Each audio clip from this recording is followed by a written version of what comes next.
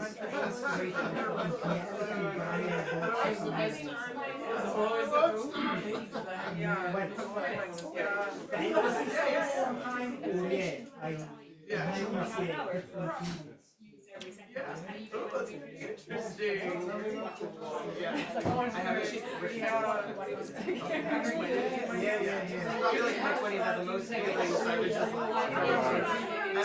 a long time. And I was definitely like trying to think of especially like that being being on like a journey now too. Like you have like all these things. Thank you so much.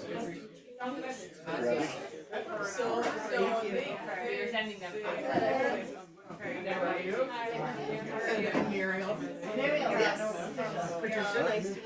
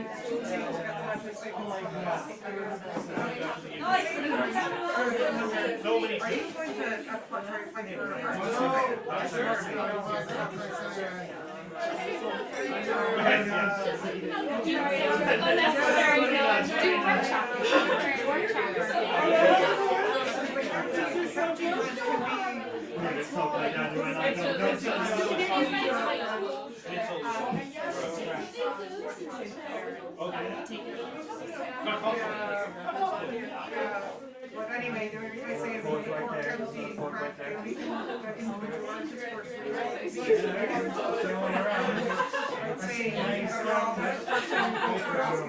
round or two, and then the next time you go for asking for more, so like that's cheaper, like January 6th or January 9th or whatever. So if anyone is applying for that,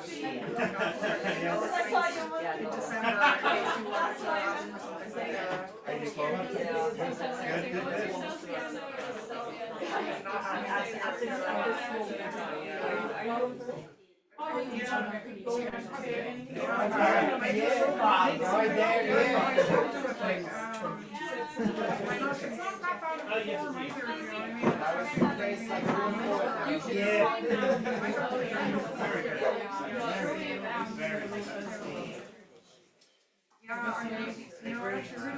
I know this year, but just with Steve, I need a job this year, so I didn't want to, say something with college. But like previous years, I have. Hello. Hello. Hello, and welcome. This is the 704th Ovale. Yeah, pretty impressive. So thanks for being here, and to everybody online, thank you for being here also. So the night is broken up into 3 sections, well 4 technically.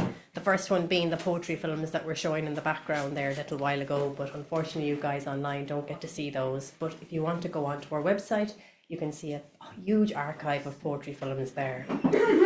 So after the poetry films, we have the 5-word challenge. And I think most people in the room know what the 5-word challenge involves. And for anybody that doesn't, because we do have a few new people on Zoom tonight, the 5-word challenge is where you, the audience, offer up 5 words, and you then get 15 minutes to try and compose a poem using those 5 words. And those who choose to get up and read their 5 words will be judged mercilessly by the clapometer. And the clapometer is basically the decibels of claps in the room. I'm afraid we can't hear you clapping at home, but we assume you are. And yeah, so somebody will win, and they will win 3 books here and a drink from the bar. Then we'll have a little break. Then we will have 2 guest poets, who tonight are Jeff Cottrill, who came all the way from Canada, and Tim Hirons, who will be joining us on Zoom. After those guys, we'll have another little break, and then we will have the open mic where you all get to share your poems. So, the 5-word challenge. We need 5 words, please.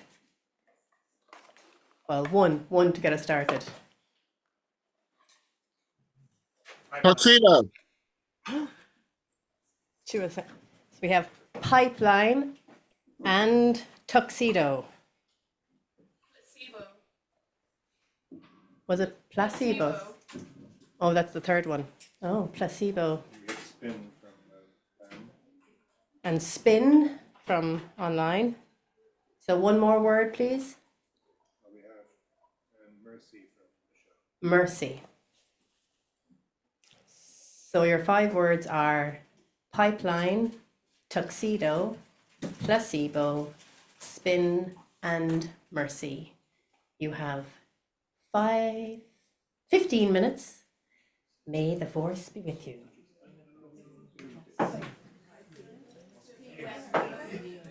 Put them all in the chat, please. Yeah, we're going to. That's okay. Paul is going to share those with you now online.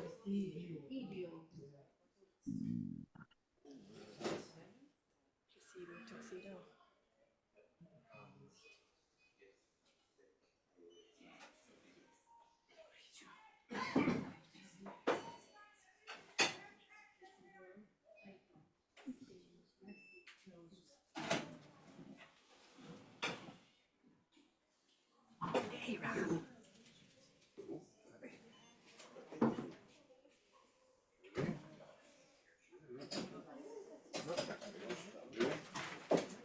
Oh, yeah.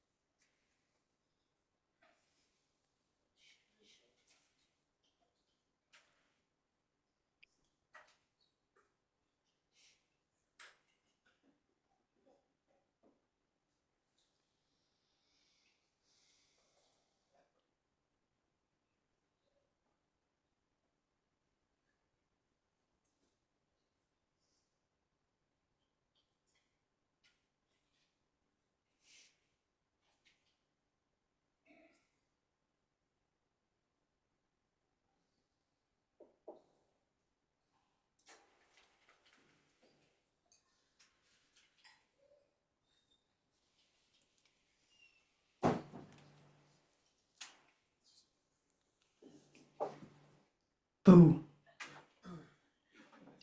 That's been 15 very focused minutes. It's always great fun to see somebody walk into the room when you're all in the middle of that. And you did it with great comedic style, I have to say. I had to stop myself from laughing. So, yeah, I'm pretty sure there's a few poems in the room and a few still being created. And for those of you on Zoom, if you wish to take part in the 5-word challenge, just put your names in the chat and Paul will let me know. So yeah, the mic is open. Please do say your name because I don't know everybody's names and that would help me. Okay, so good luck.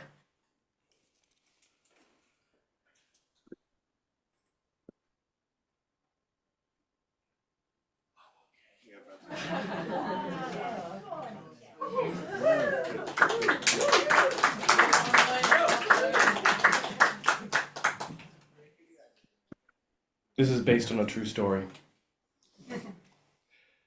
My honey wears a pipeline tuxedo, as powerful as your doctor's placebo. She's crazy about the oil and gas sector. The thought of pipelines always has wrecked her. She puts on the suit, shows it off with a spin, parades it down the catwalks of Paris and Berlin. The men all go wild, shouting, "Oh, baby, mercy!" It's sexier than the nuclear plants of New Jersey. It's wilder than the coal plants of the Andes, which now can be worn in the form of lace panties. The pipeline tuxedo is the summer's hot trend, putting the reign of the hydro skirt to an end. But beware, if the pipeline tuxedo gets a leak, the toxicity will kill us all within a week. Thank you.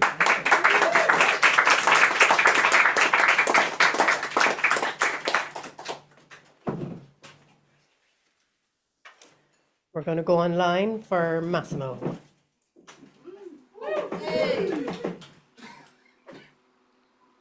Hello. Sorry, I didn't see my hair till just now. So,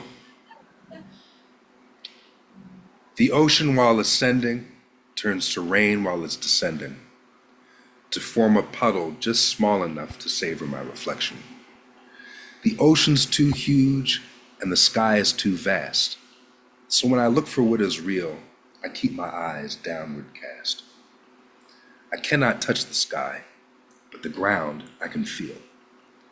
Heaven may be a placebo, but this earth here is real. If it spins and it spins, when I'm still, do I spin? I cannot feel the spinning, but I still feel the wind. When I turn, do I turn, or am I turned by what turns me? And do I pray prayers of gratitude or pray prayers for mercy? Do I choose to chase love or run away from death? Or are they both the same direction? A tuxedo for a wedding or a suit with no one left? Thank you so much.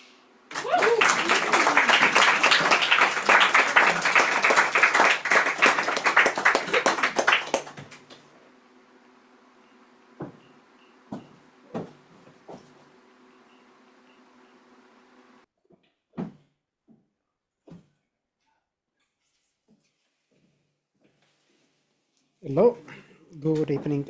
Antonio here. This poem is called The Spin Wheel. The small mermaids were standing on the wooden shelter, a symbiotic pipeline of toys, tuxedo role gameplays, the only placebo for the children in war, stitching a little bit of mercy on the jacket of grief.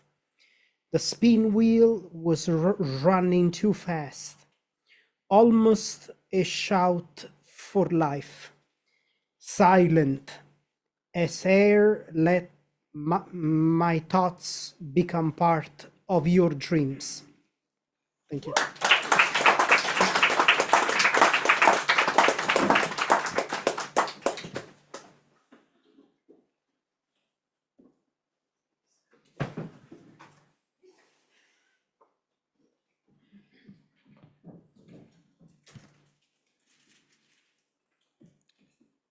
Listen, listen, listen to the echoes thundering down the pipeline. A taste of placebo on the edge of the tongue. Remember how your joints were locked when you played Mercy, how bitterly nostalgic you wear that like a toxic tuxedo. And listen, listen, listen to lies spinning from the mouth. And you listen, listen, listen with no lessons being learned.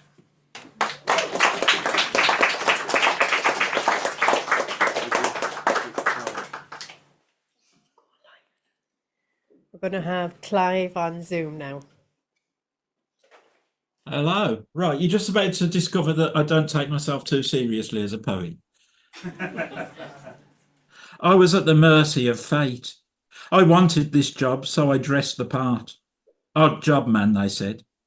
So I wore a tuxedo, Dr. Martin boots, and little else. It doesn't come much odder than that.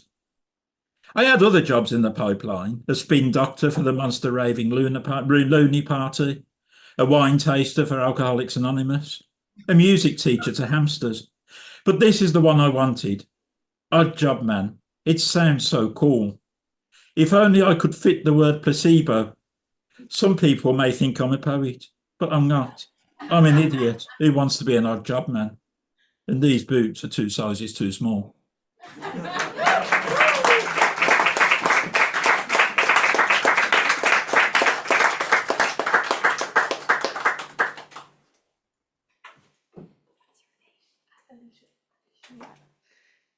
Okay, mine's far more serious, unfortunately.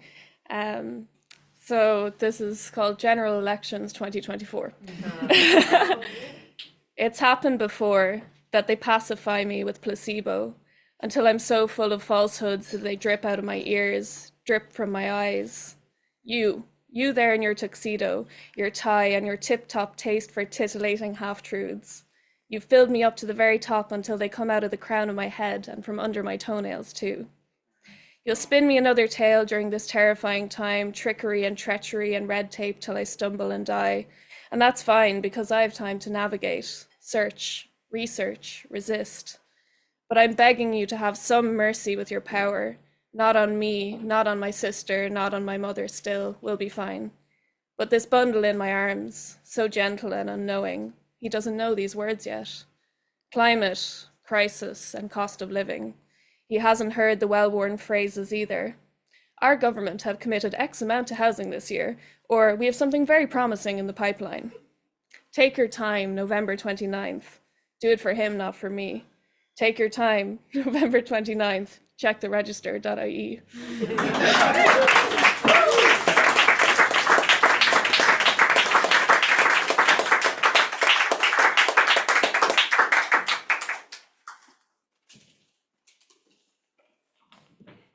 In more or less the same vein, the quality of mercy is not spin, and a pipeline of tuxedo-besuited functionaries applauding a climate-destroying airline boss as he pillories public servants is no placebo. Their drug is cruelty, scorn, and indifference.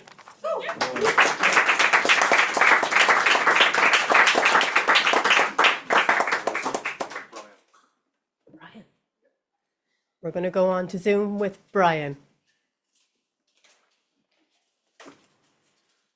Thank you. The pipeline executive sang along with Marvin Gaye to Mercy, Mercy Me as he tied the bow tie on his very expensive designer tuxedo his wife had purchased for a song.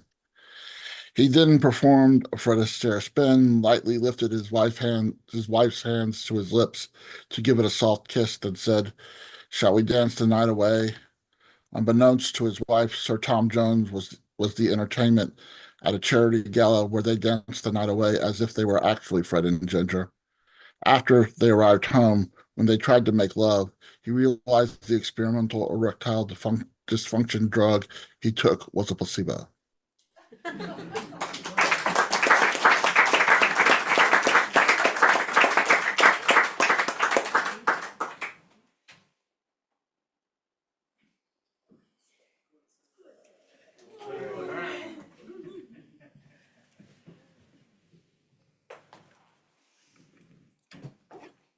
Thanks. This doctor is. Oh. Yeah.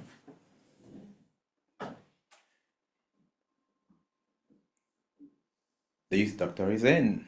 Coming with the news. The end is not near if you trust him.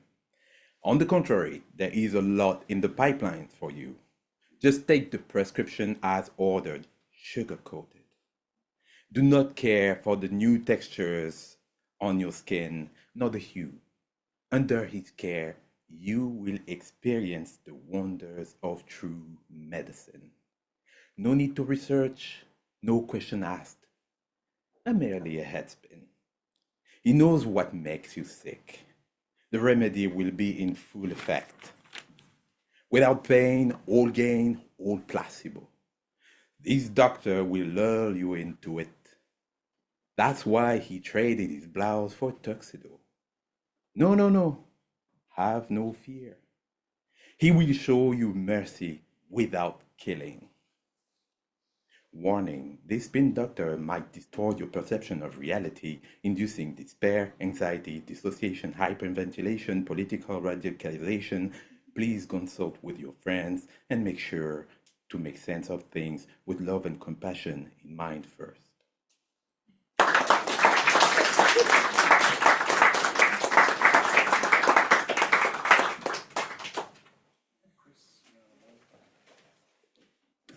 We'll go back to Zoom with Chris.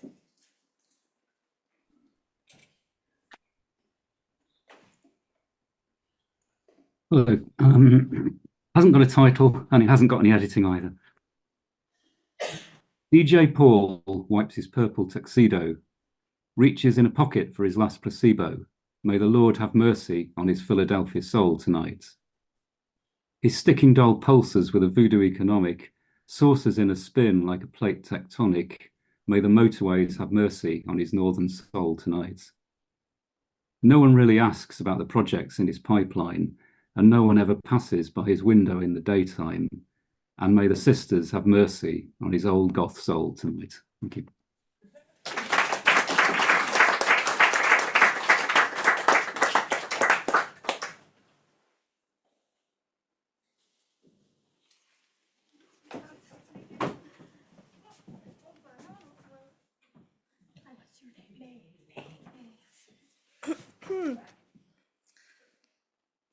Just want to say this poem is not an attack on men. Could have easily been a woman. It was just the fact that I thought tuxedo, I thought man. I can't believe it. He's bent the pipes that carries his toxicity and rampant apathy through sheer willpower and his spin on reality by being drunk on his placebo. He's warped his pipeline into the convincing skeleton of his narcissistic tuxedo. He wears to visually separate himself from us, who he obviously looks so down on. Yet no one seems to care. They laugh. They like him. Oh Lord, have mercy.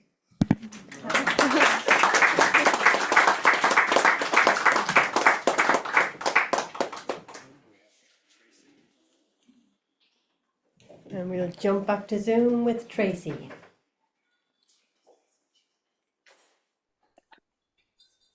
Also unedited and all over the page in different places.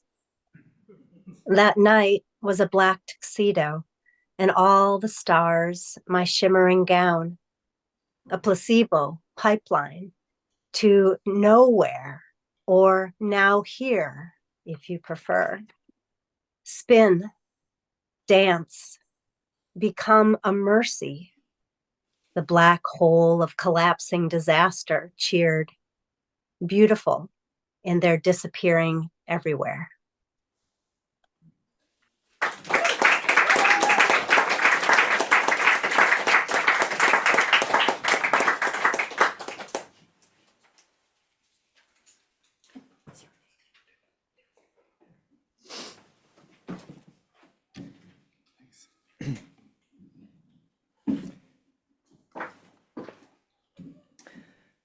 The tuxedos built the pipeline through sacred lands so as to best boost their sales, in their latest strand of placebo. The application was a real brain buster, but finally, With a burst of eerie coffee dazed laughter, they found the right spin for it. No mercy.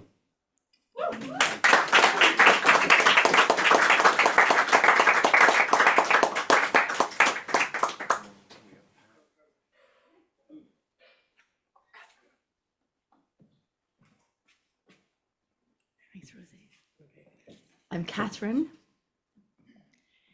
Spin, spin, whiskey and gin, I suffer for my art, bartender.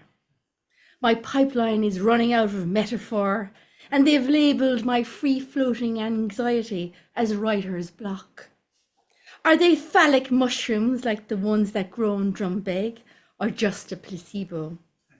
Have mercy on a girl that buries Barbie and dresses Ken into a tuxedo. Spin, spin, whiskey and gin, I suffer for my art, bartender.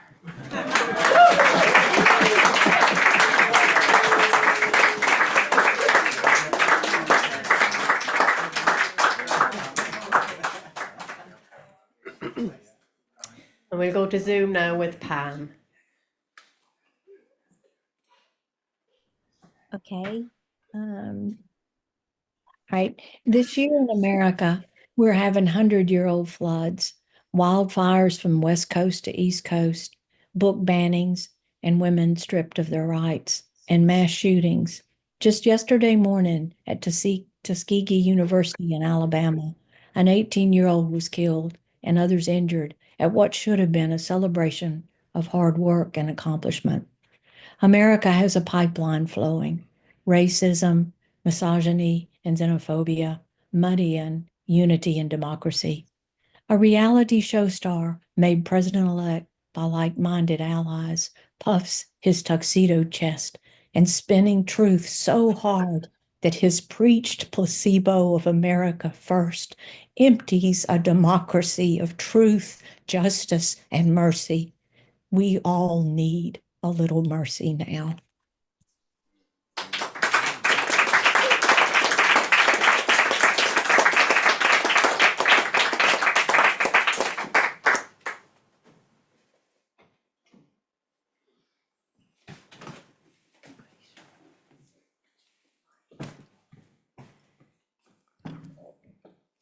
This is really silly.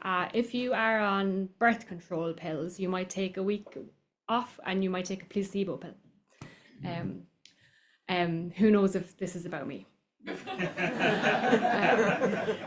I'm in the placebo pill week, which means I want to fuck everything and drink a litre of buffalo sauce.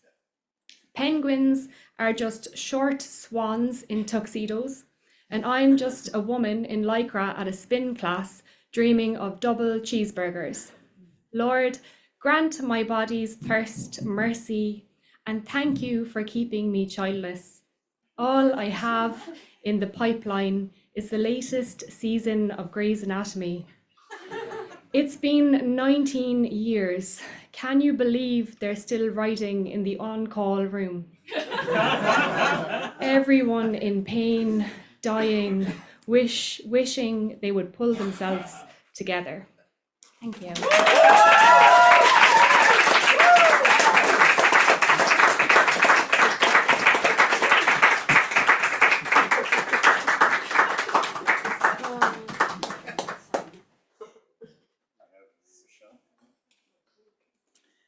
And now we'll go to Zoom for Michelle. I'm going to stay on off camera for mysteriousness. Can you hear me? You can. Okay. This is unrequited love from a magician's assistant to the magician. Dangle me another pendulum watch. Lose me in another tuxedo trick. Spotted in the pipeline, sleight of hand, dealt spin. Have mercy when you cut me in half. I always knew it wasn't magic, but if it wasn't really love, then love's placebos played the hat trick.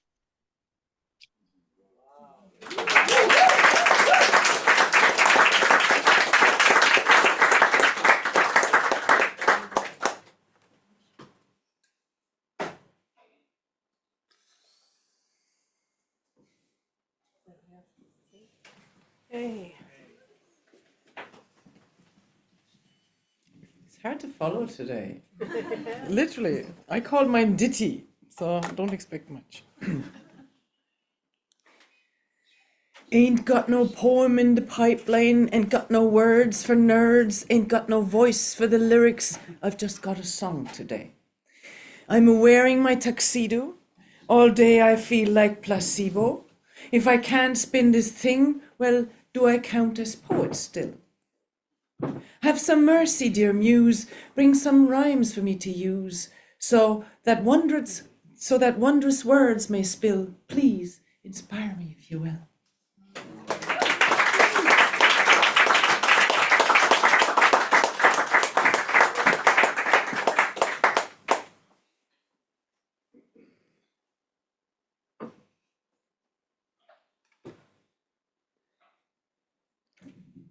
There's usually one more poem in the room, and I'm not wrong. Fair claim.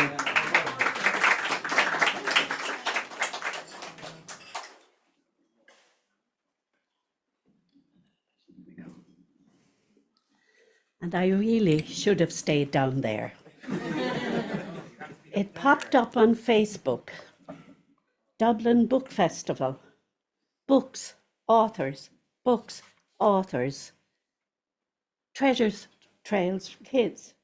Dublin, train, a journey. What? Why bother? I'm a poet. That was before fiction on the rails popped up on the pipeline. Words popping up on tracks, bouncing through the carriages. A graduate of fiction at the Friary, I decided to put myself at their mercy.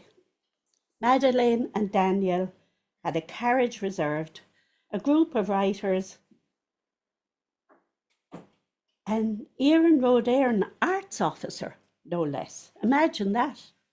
Off we set on the spinning tracks, while Cork stories were read by swaying authors, bags of sweet placebos distributed to be sucked while heads were down writing away at a train quiz. Prizes for everyone. An open mic. A young man in a striped tuxedo regaled us with a stumbling Cork story in a strong French accent. Sure, I snuck in a prose poem as we approached Naas.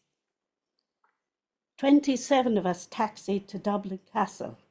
In the printing room, we joined 300 others to listen to the authors like Estelle Birdie, who brought the liberties to life. An interlude not to be missed by an Ovale fan.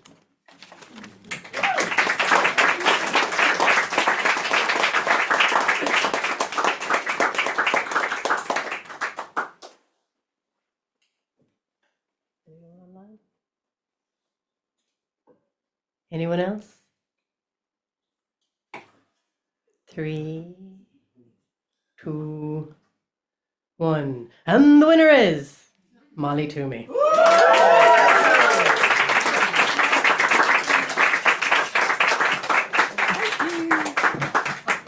Thank you. I think this is maybe, well, it's the first time in a long time that I've done. Well, yeah, thank you so much.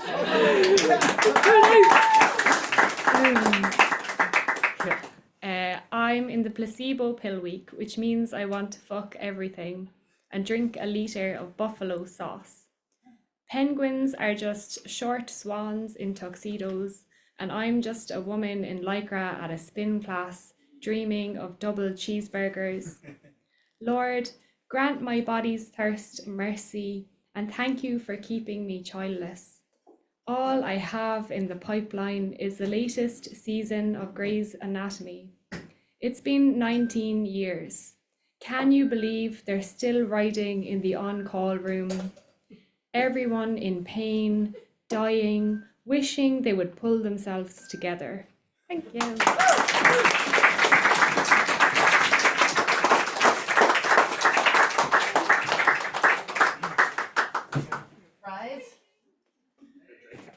And you get a drink at the bar as well.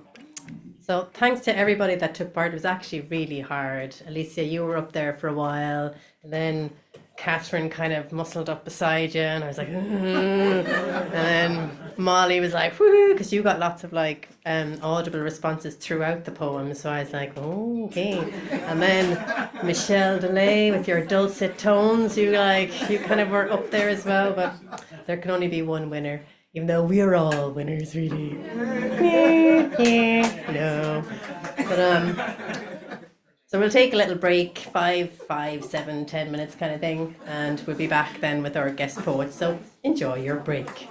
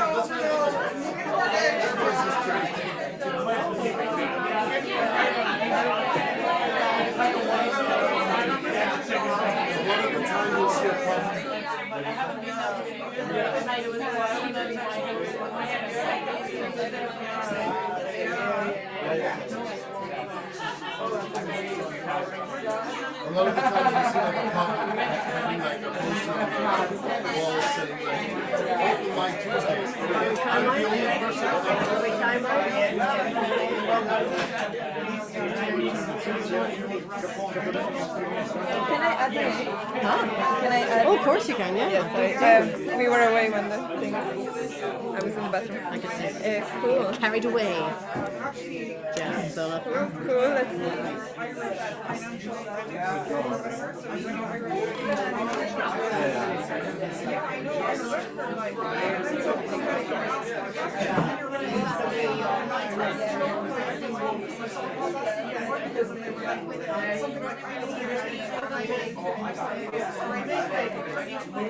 Scully just walking through. Scully just walking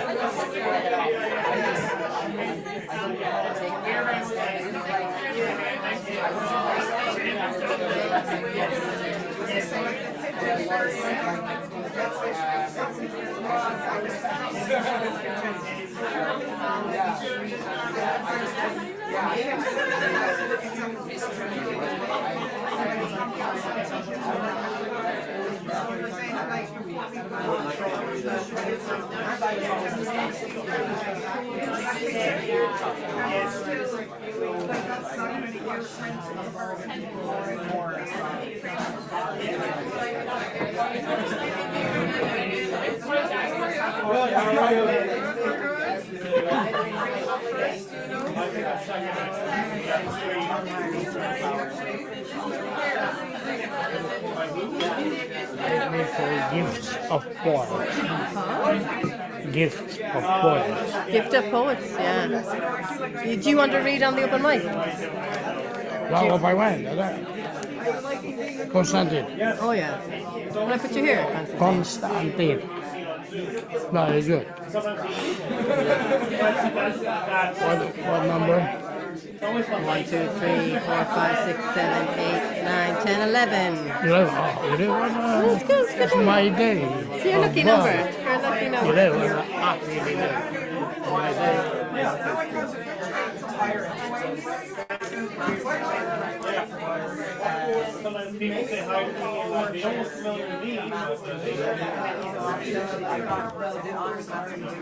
Hello, hello, hello again. Welcome back from your lovely break. You can stall that chat and carry it on after. Okay. Great. Lovely jubbly. So we're ready to crack on with the night. Before I introduce our guest poets, I just have a few little announcements. Are we listening? Or am I talking to myself? Do I need to take out my stick? I have a very big stick. No, great. Okay, thanks for listening. Great. So just a few announcements. So the whole night is recorded, as you can see. There's cameras and recording equipment, and it all goes online. So if you want to look at it afterwards, you can. You can go online and you can look at the screen and find yourself in the crowd and go, there I am on the telly. How exciting is that? And now, very importantly, Ovale maintains a safe place for everybody. We adhere to the Arts Council, not because the Arts Council expect it, but because we believe that it's really important to respect everybody, no matter who they are, where they come from, what they do. Everyone is welcome here, and that's the way it should be. So if you have any trouble from anybody, which we hope you really do not, just let us know and we'll do our best to deal with it, I suppose. It hasn't happened yet, so fingers crossed it never does. The 12th 5 Words International Poetry Competition is still underway, and we have the judge in the room today, Lauren O'Donovan, and she's amazing. And you get a little advance on the words if you come here, and the words for this week are paradox, fade, insight, sun, and insect. Oh, very poetic words, yes. Very, very poetic. Wonderful. Our guest next month will be Martina Evans, and that's going to be a special night because it's our end of year night, end of year evening for the year. Great. And what's coming around the corner, lads? Winter Warmer Festival. 22nd to the 24th. What an amazing cover. Well done, Brendan. Like, what a gorgeous image. So perfectly says what the winter warmer is. So please do come to that if you can, and if you can't, fuck you.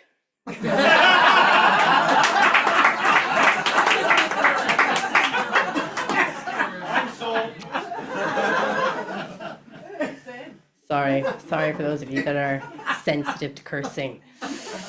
I'm all for cursing personally. I think it's great. Right, so we have two guests tonight, and I'm going to introduce our online guest first, who is Tom Hirons. Tom Hirons is a writer and storyteller based on the edge of Dartmoor in England. Lucky you, wish I was there too. He is the editor and founder of Clarion and Feral Angels Press and co-founder of Hedge Spoken, travelling storytelling theatre, and Hedge Spoken Press. His poem book, Sometimes a Wild God, is a subcultural classic, and his most recent collection is The Queen of Heaven. And I will say that Sometimes a Wild God is one of those poems, I think, that for any poet, it's just one of those poems that took on a whole life of its own. And it found me at a time when I needed it to find me. And I'd like to say thank you, Tom, for that, because it really is a very special poem. And I hope you read it tonight, but if you don't, I'll forgive you.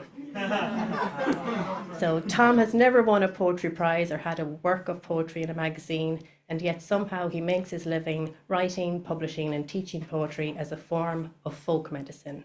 His other works include Nettle Eater and At the Orphan's Door. So please welcome Tom Hirons.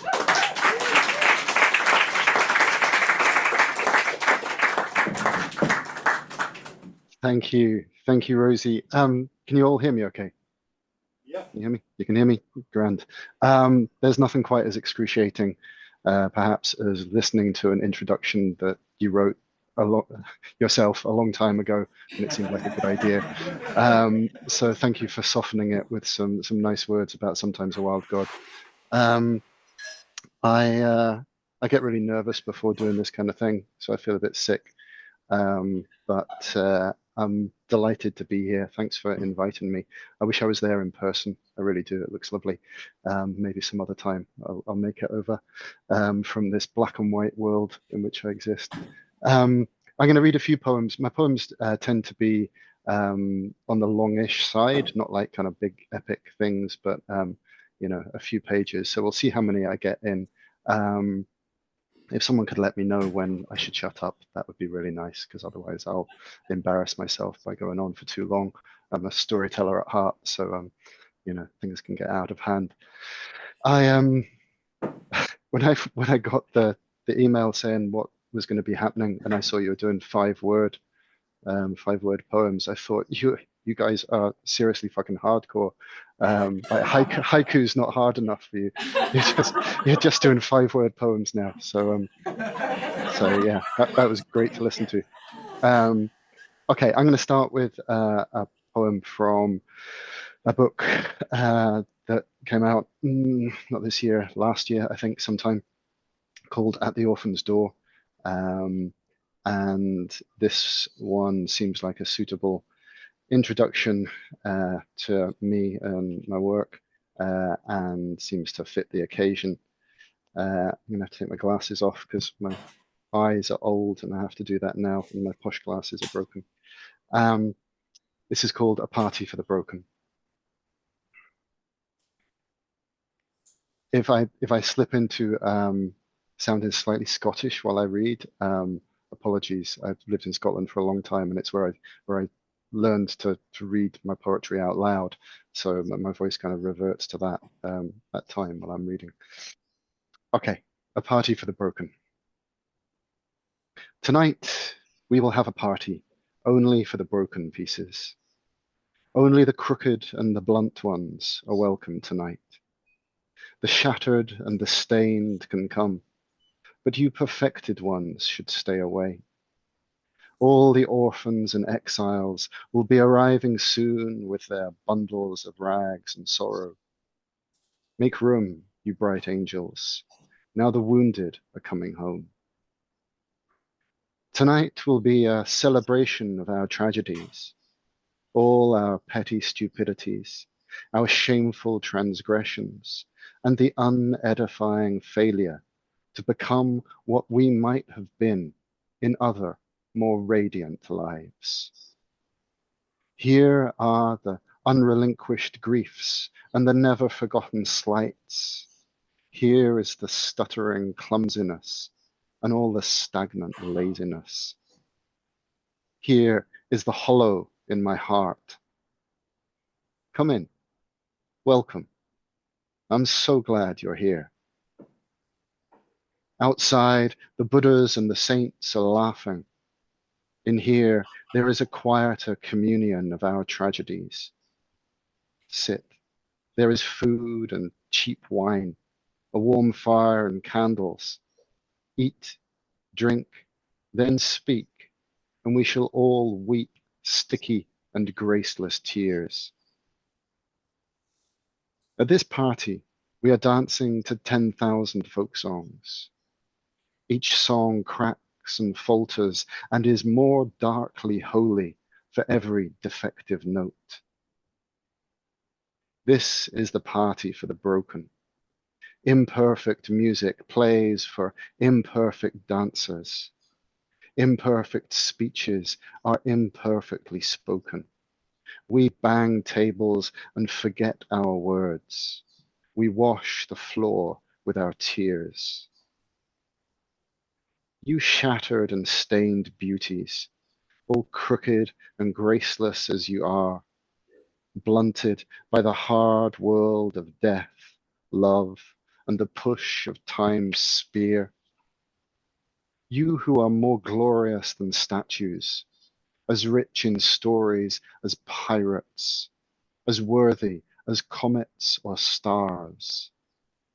This is the secret I have to share with you tonight. Our dark-tongued singing reaches heavens even the saints don't know. Our graceless, defiant dancing opens up the whole universe. Tonight, let the Buddhas be silent. In here, we will raise our glasses and sing so loud and badly that all the bright and dark heavens will hear our song.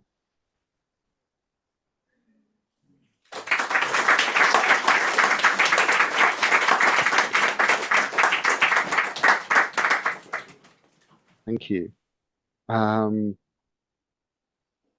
In kind of true shambolic poetry style, poet style, I'm still trying to decide what order I'm going to read these poems in, but I'm going to do this one next. This is from a book that came out earlier this year called The Queen of Heaven. I tend to put out little A6 books because you can put them in your pocket and they make nice gifts for friends. So this book, The Queen of Heaven, came out this year. It's a weird creation. It's a kind of devotional object to the focus of my poetry, the one I'm addressing when I write, the one who I'm constantly flirting with and trying to impress. This one's called The Syllable.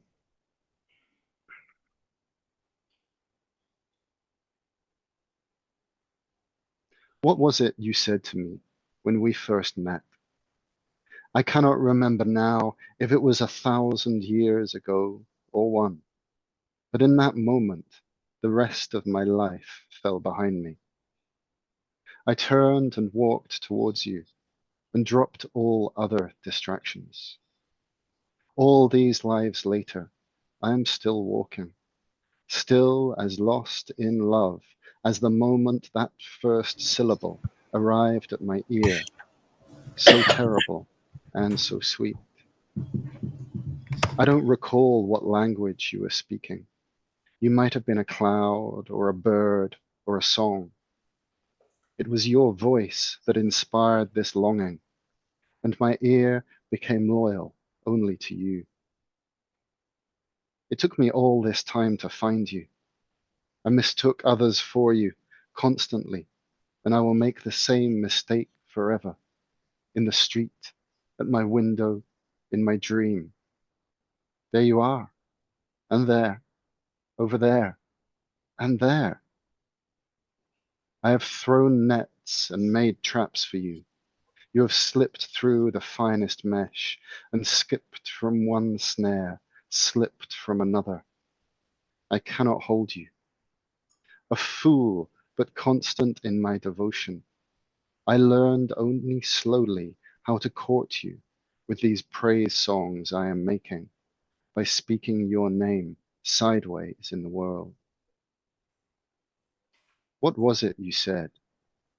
In that syllable is the secret I came for, this longing that pulls me through all the worlds, through all heavens and all hells. My tongue is a clumsy tool with which to praise you.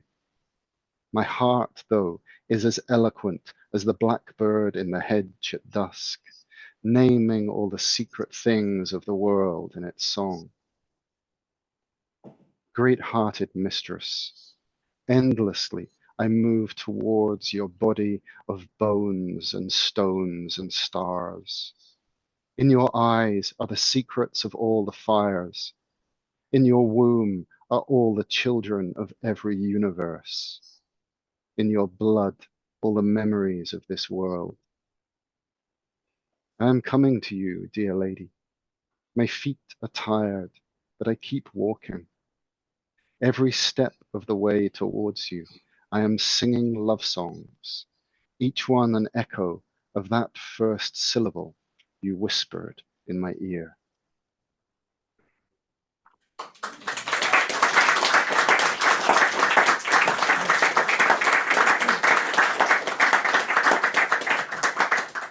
Thank you. Thank you. Right, I can put my glasses back on for this one because the print is really big in this, which is quite helpful. What was that? Was that directed at me? No. Okay.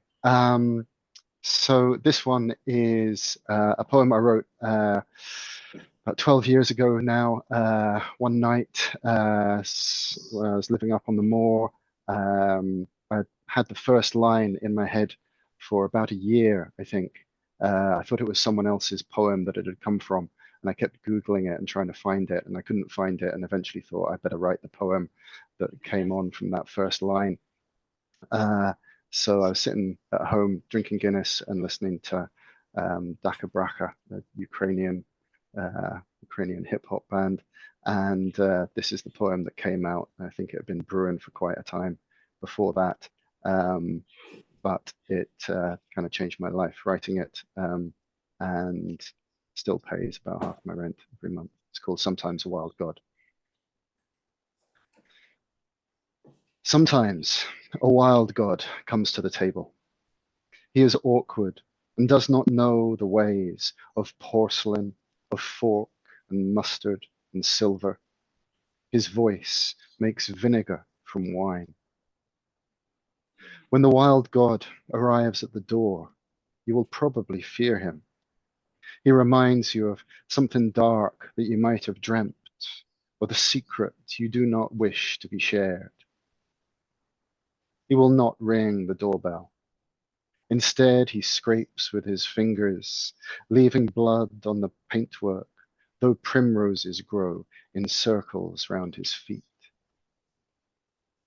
You do not want to let him in. You are very busy.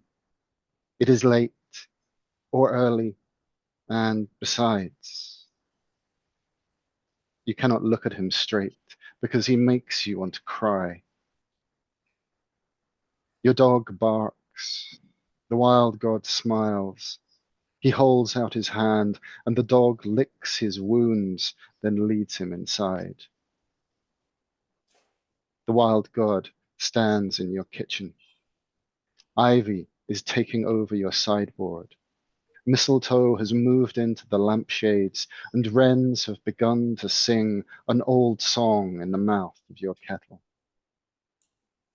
I haven't much, you say, and give him the worst of your food. He sits at the table bleeding.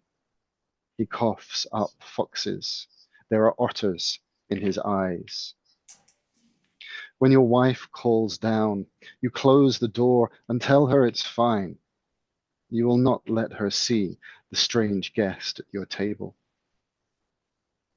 The wild god asks for whiskey, and you pour a glass for him, then a glass for yourself.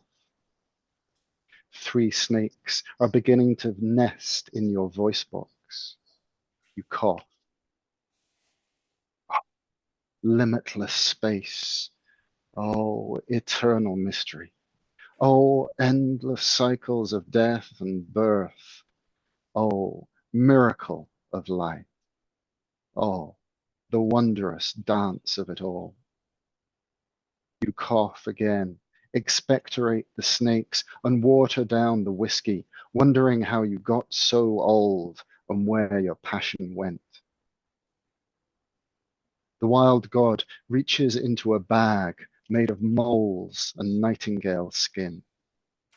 He pulls out a 2-reeded pipe, raises an eyebrow, and all the birds begin to sing. The fox leaps into your eyes. Otters rush from the darkness. The snakes pour through your body. Your dog howls, and upstairs your wife both exults and weeps at once. The wild god dances with your dog. You dance with the sparrows. A white stag pulls up a stool and bellows hymns to enchantments. A pelican leaps from chair to chair. In the distance, warriors pour from their tombs. Ancient gold grows like grass in the fields. Everyone dreams the words to long-forgotten songs. The hills echo, and the grey stones ring with laughter and madness and pain. In the middle of the dance, the house takes off from the ground. Clouds climb through the windows. Lightning pounds its fists on the table, and the moon leans in. The wild god points to your side. You are bleeding heavily. You have been bleeding for a long time, possibly since you were born. There is a bear in the wound. Why did you leave me to die? Asks the wild god. And you say, I was busy surviving.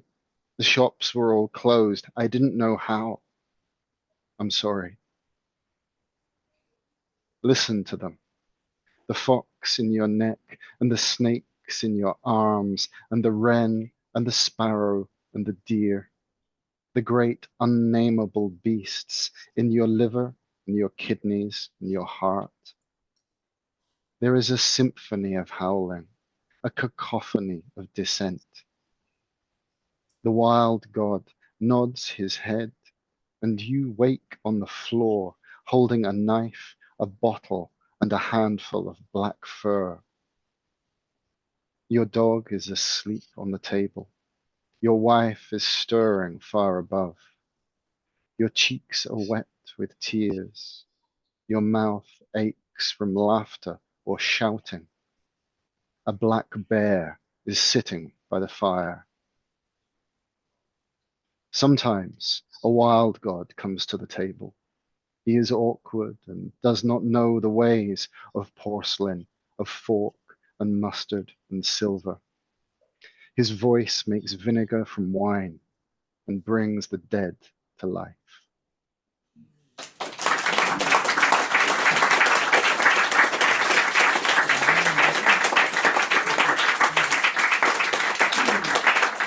Thank you. Thank you so much. Have I got room for one more shorter one, much shorter than that one? You certainly do. Thanks very much, Yeah. Tom. Thank you, Rosie. Okay, so I edit a magazine, quarterly print magazine called Clarion, that's just in its 3rd issue now,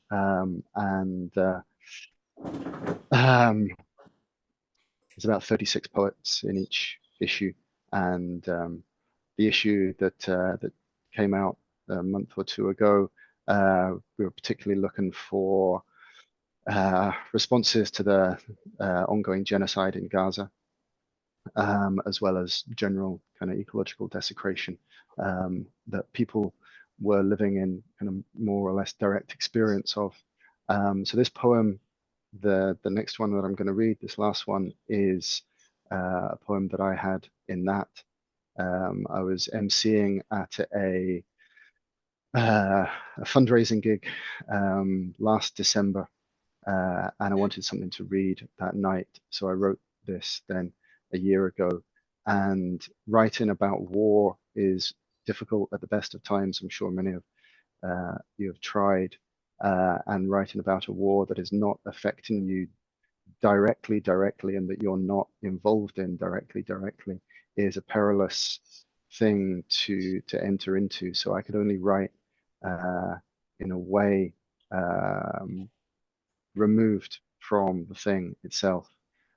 So this poem is about that, but it's also about the erasure of true history. And I have to read it from the screen because I neglected to bring a copy of the Clarion into the room with me. So I'm going to read it from the screen. And thank you all so much for listening to my poems, and thank you for having me here. I really would love to come over and hang out over there sometime. I used to run an open mic in Edinburgh long time ago. I miss it. This is the one to finish. It's called Here's How We Lie. There was never a child, and there was never a house. It must be a trick of the light. The olive trees grow, and the wild herbs wave. Sweet in the evening we lie. There was never a father, and there was never a door in the house that never stood there. There was no praying or singing or coffee to taste. Sweet in the morning we lie. There was never a mother, and there was never a bed, and no one ever gave birth. No one shed tears or dreamed in their sleep. Sweet in the nighttime we lie. History is a dream, and the dead are not ghosts. There's no injustice or bloody genocide. There was never a land, and the bombs did not fall. No slaughter, and this is not hell. Here's how we lie. Grass grows on the graves, and the ghosts gather round to tell tales. Sweet in the evening, sweet in the morning, and sweet in the night of our lives.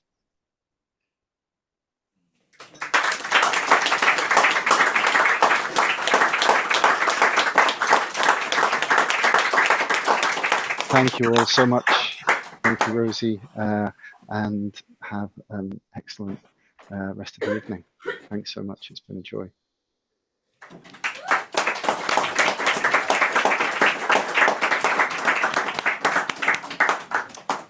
Thank you, Tom. That was really wonderful. And I hope those sick feelings that you had at the beginning have transformed into something more giddy and enjoyable, and that you can relax now and enjoy the next poet. So Jeff Cottrill. Jeff Cottrill kind of found us in the pandemic via Zoom, and has remained faithful to us ever since. He shows up just about every month on the Zoom, and now he's here with us in Cork all the way from Canada. So that's pretty special to have him in the room. But I will read his biog to give him his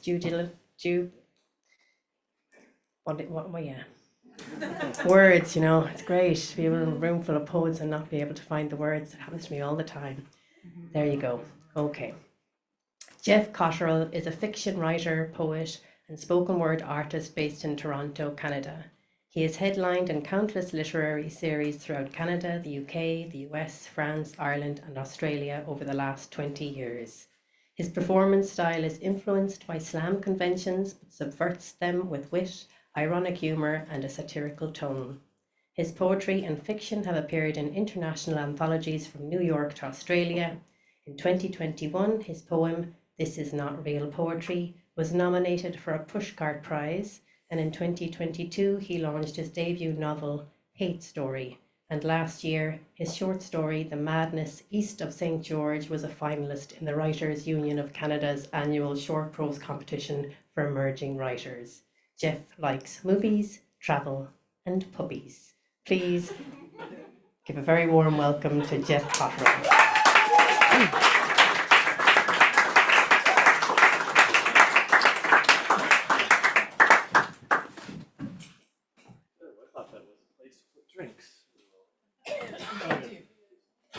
Don't spill.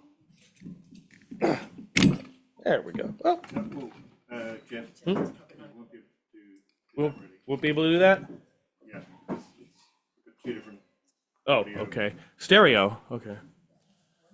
The online of Oh, okay. Special circumstances here.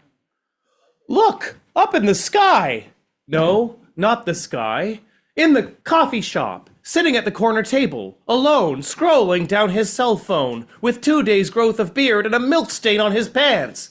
Is it a bird? Is it a plane? Is it a dog? Is it a waffle iron? Is it a shoe? No, it's Adequate Man. Adequate Man, faster than a speeding hamster, more powerful than a toddler, able to leap over a tall noodle in a single bound.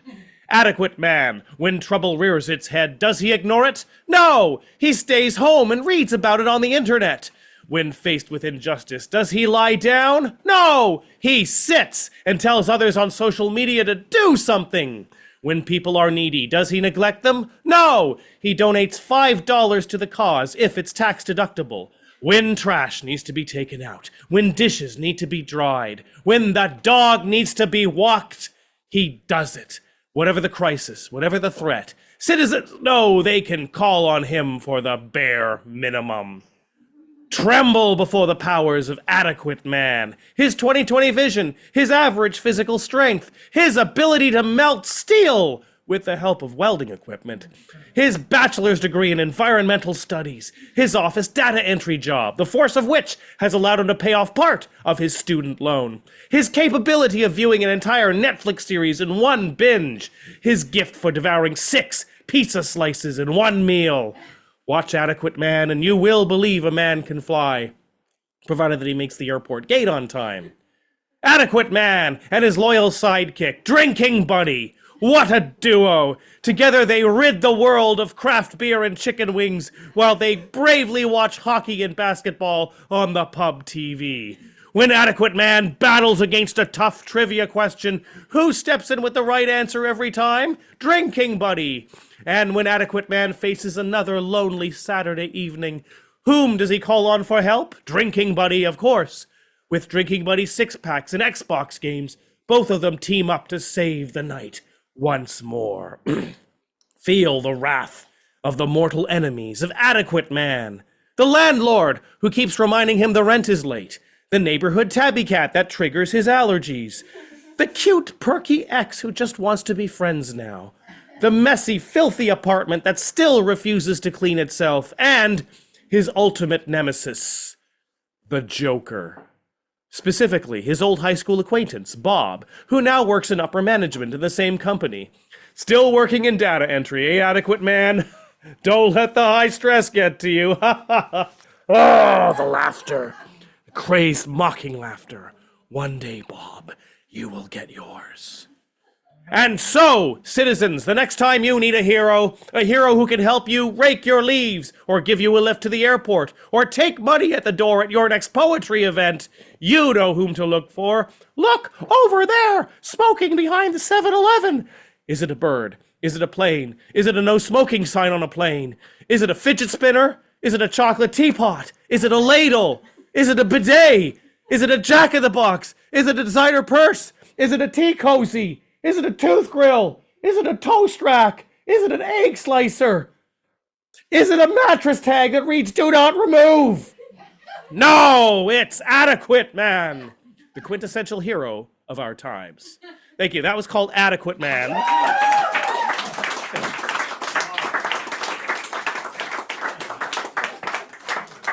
So my throat has been acting weird today, so if you find me launching into a sudden coughing fit or clearing my throat at weird times, just clap that. Just pretend that's part of the poem. Well, I hope you're in a romantic mood right now, because I got kind of a love poem for you. This is called An Honest Proposal. My dear, my love, please accept my hand in marriage. There's nothing more romantic I can think of. Just think of it. Think of the lovely life we'll share. Think of the rapturous wedding we'll hold. Think of the passionate honeymoon. Think of the limitless lovemaking. Think of the joy of stepping into our first house. Think of the tears we'll shed when our first child is born. Think of the pride we'll feel watching our child grow up. Think of the slightly fewer tears we'll shed when our second child is born. Think of the stretch marks you'll have. Just think of it. Think of the years of family dinners spent together. Think of the birthday parties and Christmas mornings. Think of the endless school hockey games and plays. Think of the countless sibling fights we'll break up. Think of the disappointing report cards. Think of the minimal amount of tears we'll shed when our third child is born. Think of the neglect our middle child will suffer. Think of the times our middle child will act out because of our neglect. Think of the moment the cop will tell us our middle child has been arrested for vandalism. Just think of it. Think of the dull daily routine into which our lives will plummet. Think of the day we stop going out without the children. Think of the evening sitting in front of the TV and never speaking to each other. Think of the passive-aggressive verbal jabs we'll poke at each other. Think of the moment we'll forget what we saw in each other in the first place. Think of the screaming arguments our children will overhear when they're in bed. Think of the slamming doors and hurled plates. Think of the silent treatments and insincere apologies. Think of the therapy bills our children will pay. Just think of it. Think of the night I'll catch you receiving cunnilingus from my brother's weightlifting trainer. Think of the condescending tone you'll adopt to mock my sexual inadequacy. Think of the tiny basement apartment into which I'll move. Think of the vicious, exhausting court battle we'll prolong for months. Think of the enormous legal bills and time wasted. Think of the way we'll make our children choose which of us they love more. Think of the friends we'll lose and the gossip they'll share. Think of the size my belly'll grow as I just stop caring. Think of the botched plastic surgery that'll symbolize your desperate drive to stay young. Just think of it. Think of the thousands of lonely nights of TV dinners and masturbation. Think of the chronic online stalking of old high school crushes. Think of the... Oh, you're leaving?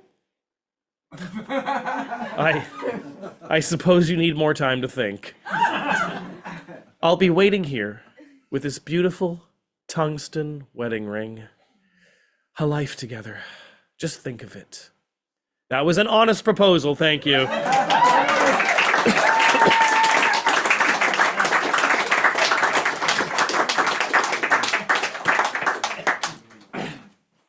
Now, there has been a lot of talk over the last year and a half, maybe a little more than that, about artificial intelligence and how that's going to affect our creative endeavors. I'm not afraid of AI, honestly. I've done a little experimenting with AI poetry. So here is what I came up with. This is just called AI Poem. Hello, this is Real Poem by Real Poet. Here is metaphor for futility of life. Life is undercooked pie, devoured by crabs in heat, in purple Commodore 64 computer, divided by 43. Why is sky green? Because there is no bananas in Portrait of My Last Duchess. My name is Ozymandias, hear me roar, and she is buying Stairway in Park with George. Summertime, and your mother is easy. And I guess that is why they call it Blue Velvet. Exit pursued by Bear Bodkin. Now, Real Poet tries to obtain Arts Council grant. Hello, this is conventional literary poet. Poet writes about nature and poet's pet cat. and struggles of poet's immigrant family before poet was born, and wild caribou that is symbol for futility of life, and lots of alliteration and sound bonding. An error has occurred. To continue, press enter to return to the stanza, or press Ctrl-Alt-Delete to restart the poem. If you do this, you will lose any unsaved imagery in all of the previous lines. Error 016F, BFF 9B3D4. Press any key to continue. 0% complete. 13% complete. 34% complete. 56% complete. 78% complete. 93% complete. 98% complete. 99% complete.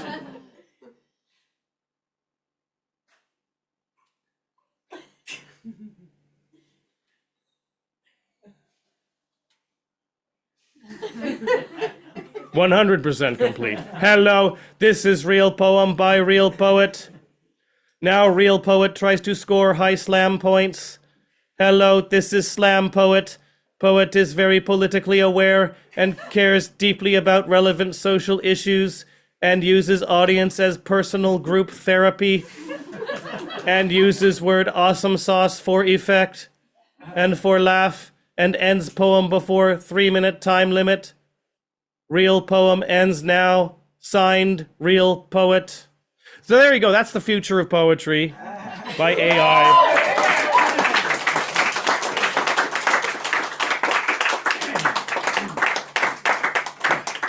Now, as mentioned, I do have my debut novel copy. You can't have this one. This is my reading copy. It's kind of messed up. This is my debut novel, Hate Story, which is available for 15 euros. And I'm going to defeat your expectations by reading from the book, but not reading from the novel itself. I'm going to read the bonus material, because like DVDs, this has bonus material in it. Bonus extras. This is called Simpatica Books, Inc. Dear Mr. Orwell, thank you very much for your interest in Simpatica Books, Inc. We have reviewed your submitted manuscript, The Animal Farm, and we have decided, regrettably, that it is not the right fit for our lineup. Although your novella is well written and has a few interesting ideas, we feel that it also has some serious issues and needs a lot of work. Our main problem with your manuscript is the characters, specifically that none of them is very likable. There isn't a single one a reader can root for. We feel strongly that main characters in fiction must always be likable and never have any flaws or do anything the reader might disagree with. Most of the pigs in Animals Farm are so nasty and power-obsessed, and they do many cruel things to the other animals. They kill them, they lie to them and manipulate them. They betray them. How is a person supposed to relate to that kind of behavior? Nobody's like that in real life. And even the animals who are victims of the abuse, you don't feel much for them either, Mr. Orwells. They don't fight back or try to win the day. They just take all the oppression passively. That's so depressing. A reader needs to cheer somebody on to be a hero, but your book doesn't deliver that. Our other big issue with your manuscript is the story itself, that it's just so unbelievable and unrealistic. A group of farm animals drive the owner away and take over the farm. Don't you find that a little far-fetched, Mr. Wells? A little hard to imagine? Animals can get a little rambunctious now and then, but they could never take over a whole farm like that. And even if they did, it's hard to believe they would run the farm so poorly. There's so much corruption among the pigs that the whole thing turns into a virtual dictatorship.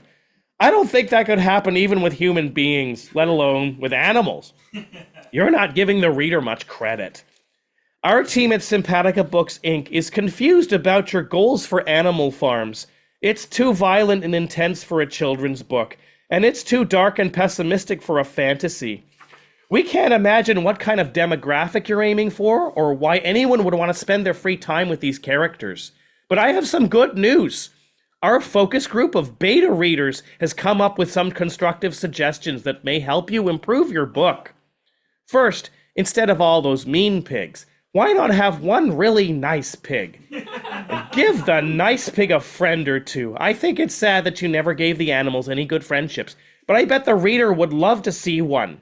Maybe the nice pig has a cute little spider friend who weaves nice messages about the pig in her web.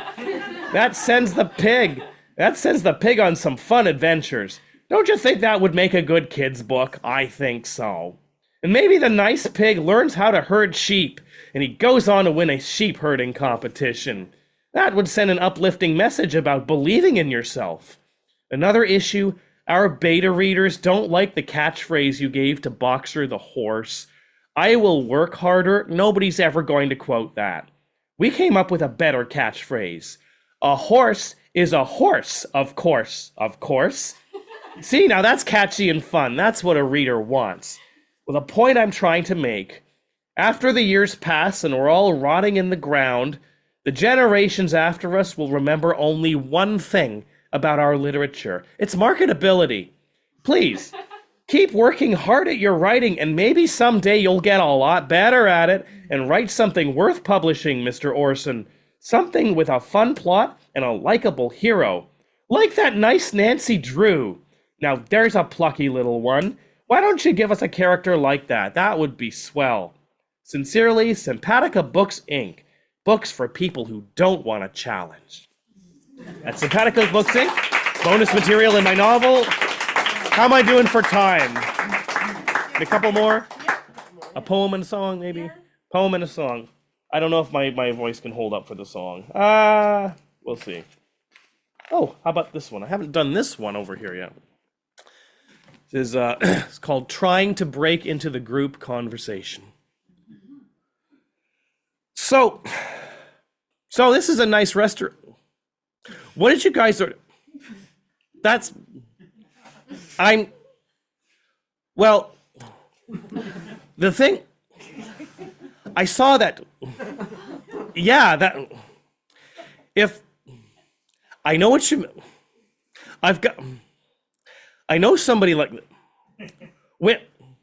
yeah, but to answer your question, but then that's, well, does the funny, I know a guy who,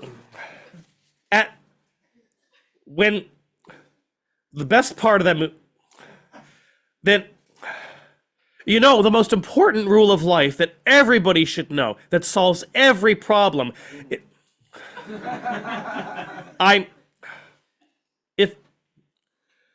but is anybody even hearing me?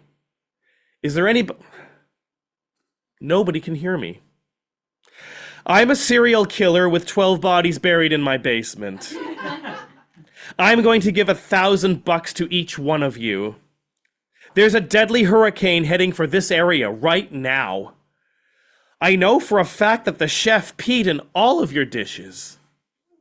Not yours, not yours. I have undeniable proof that God exists and that he hates people who listen to rap metal. All of your flies are open, wide open. I'm going to leave now without paying my share of the bill.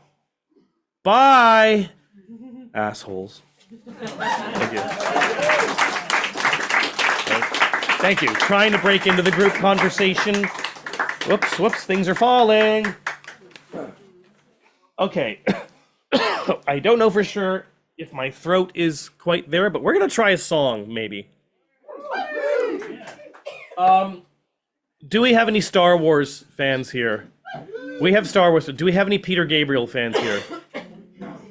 Peter Gabriel? I thought I saw a couple hands there. I mean, if anybody had their hands up for both, this is for you. I took George Lucas and Peter Gabriel and I took them behind a bush and they did some unspeakable things and they came up with this.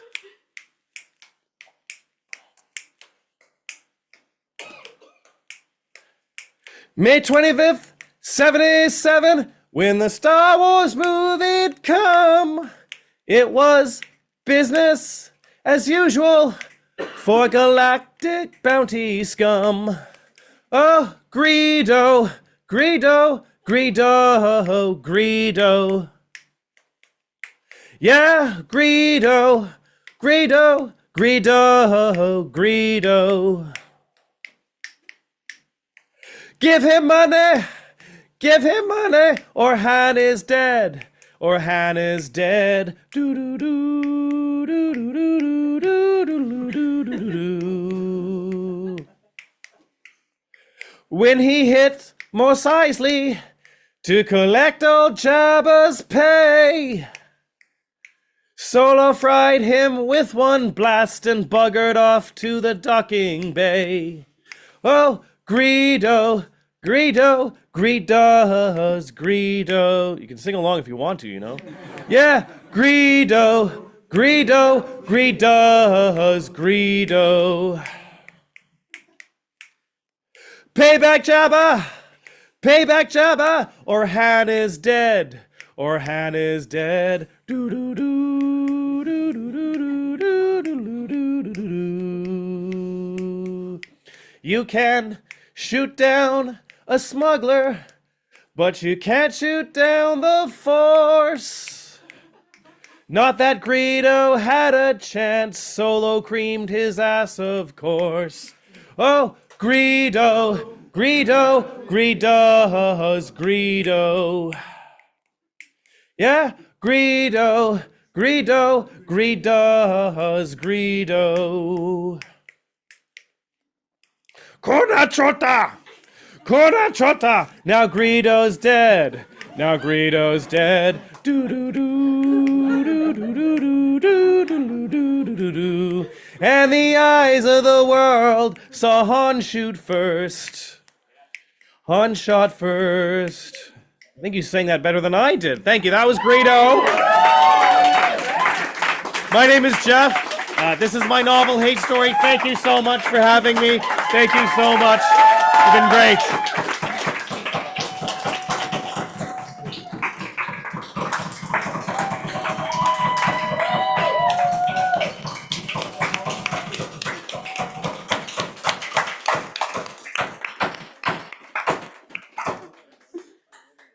Thank you very much, Jeff. I haven't a clue what was going on in that song. I don't know who Greedo's is, but I'm going to Google it when I go home. Thank you so much. It's great to have you here, coming all the way from Canada. And yeah, nice one for the laughter and the witticisms. Yes, things to think about. So now we're going to have another little break. So enjoy your break. And when we come back, we'll have the open mic.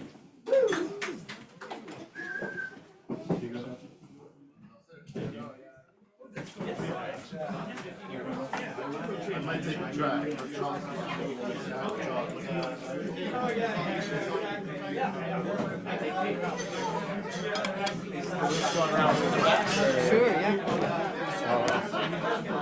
Where does it start? Starts here. Okay, well, I'm going to go.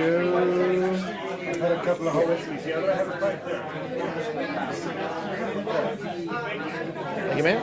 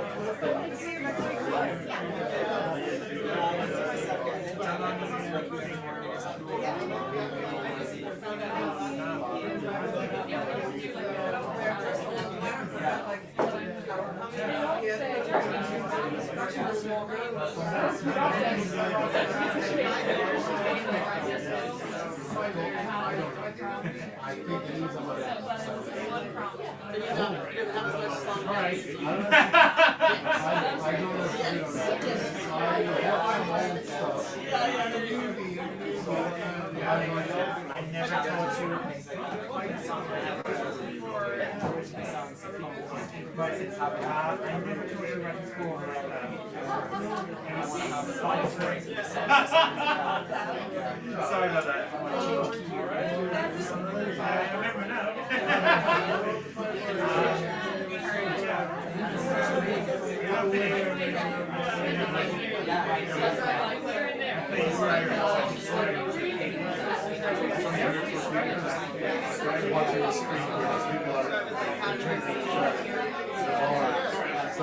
Nice string of bars. security cameras. Very fantastic place. If I don't miss it,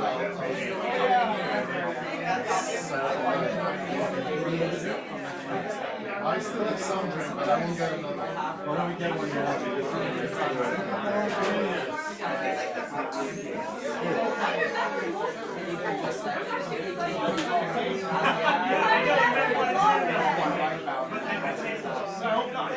What happens to someone who ends up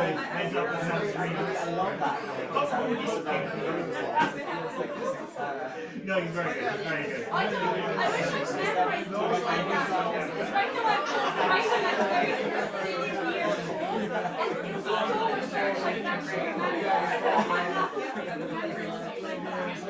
wish I could remember it like that. You're working at you get there,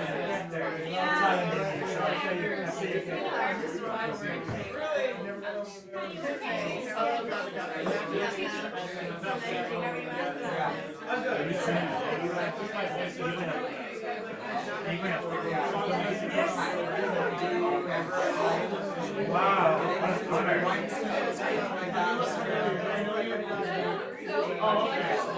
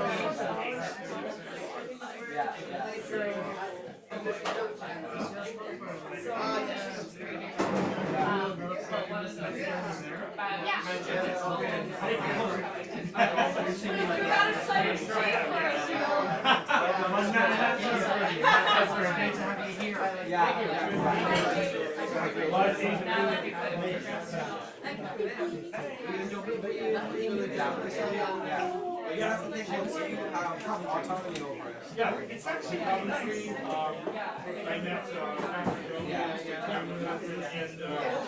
there's some you're really right about that rebellious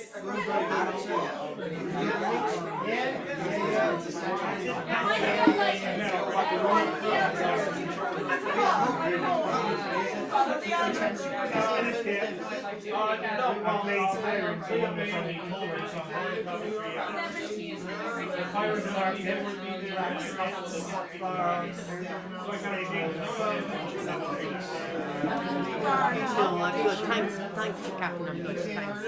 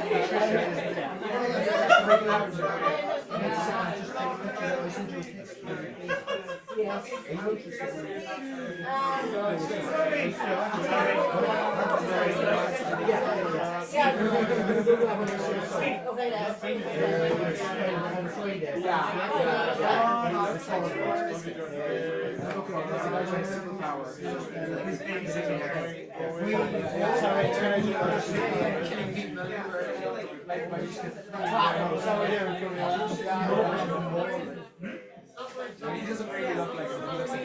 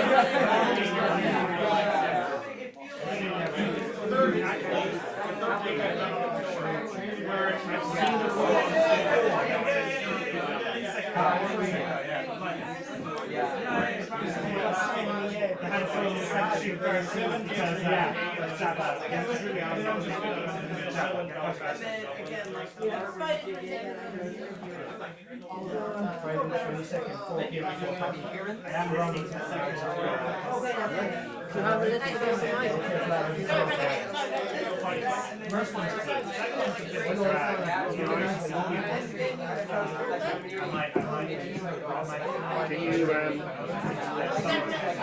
space them in every 3 or so?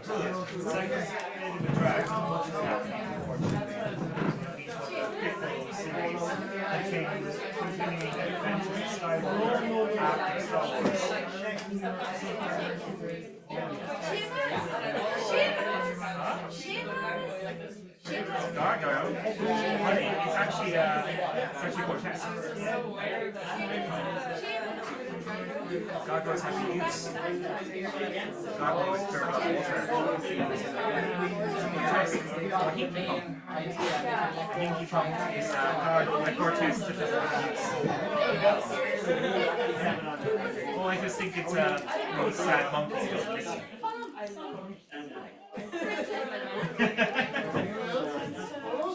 Like great faces or marked. Sometimes very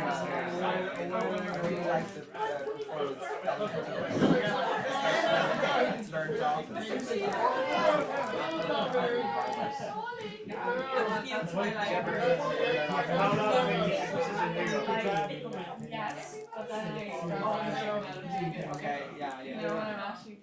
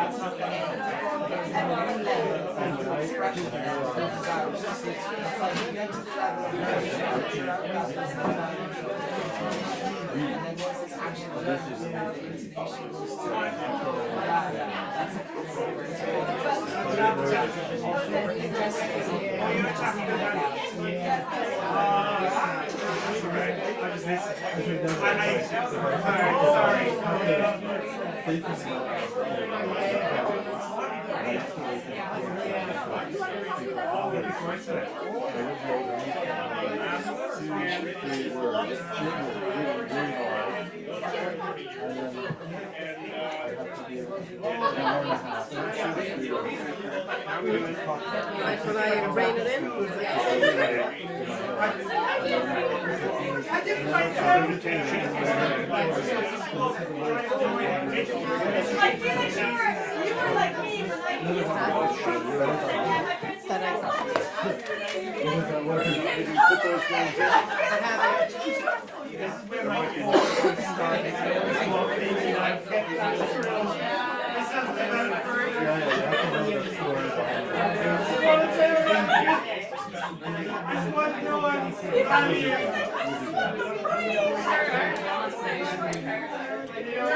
Hello, hello, hello.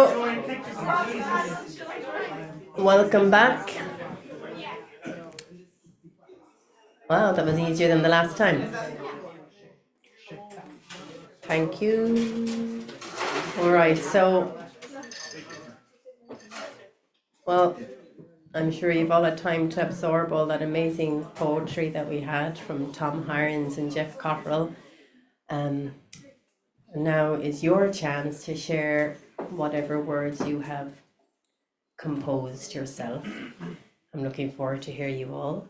We have quite a few people on the open mic, so, you know, maybe don't do that 3-page poem tonight, but, and, you know, save it for another night when there's not so many people on the open mic. But please do come up and share. And first up, we'll have Antonio De Mare, please. De Mare. Hello, hi. So this poem is called Glimpse. In the car, the sound is outside, parallel and echo, leaving behind, driving inside. The glasses are closed. Two children are screaming each other for fun. On the video, another one is crying as the family got lost. Autumn is mild. Can't yet taste that first winter portion. The traffic lights look suspicious. Armed soldier on a mission. Down by the cliff, if you just want to count the stones, after the eye cannot was unexpectedly becoming crunchy food. The mist brings to a different way. The park is closed. Opening times from 8 until 5. In the softness of a breath, the time is light. Only once distracted life truly happens. Look after the dust to see those sparkling little gems of light. Thank you. Thanks.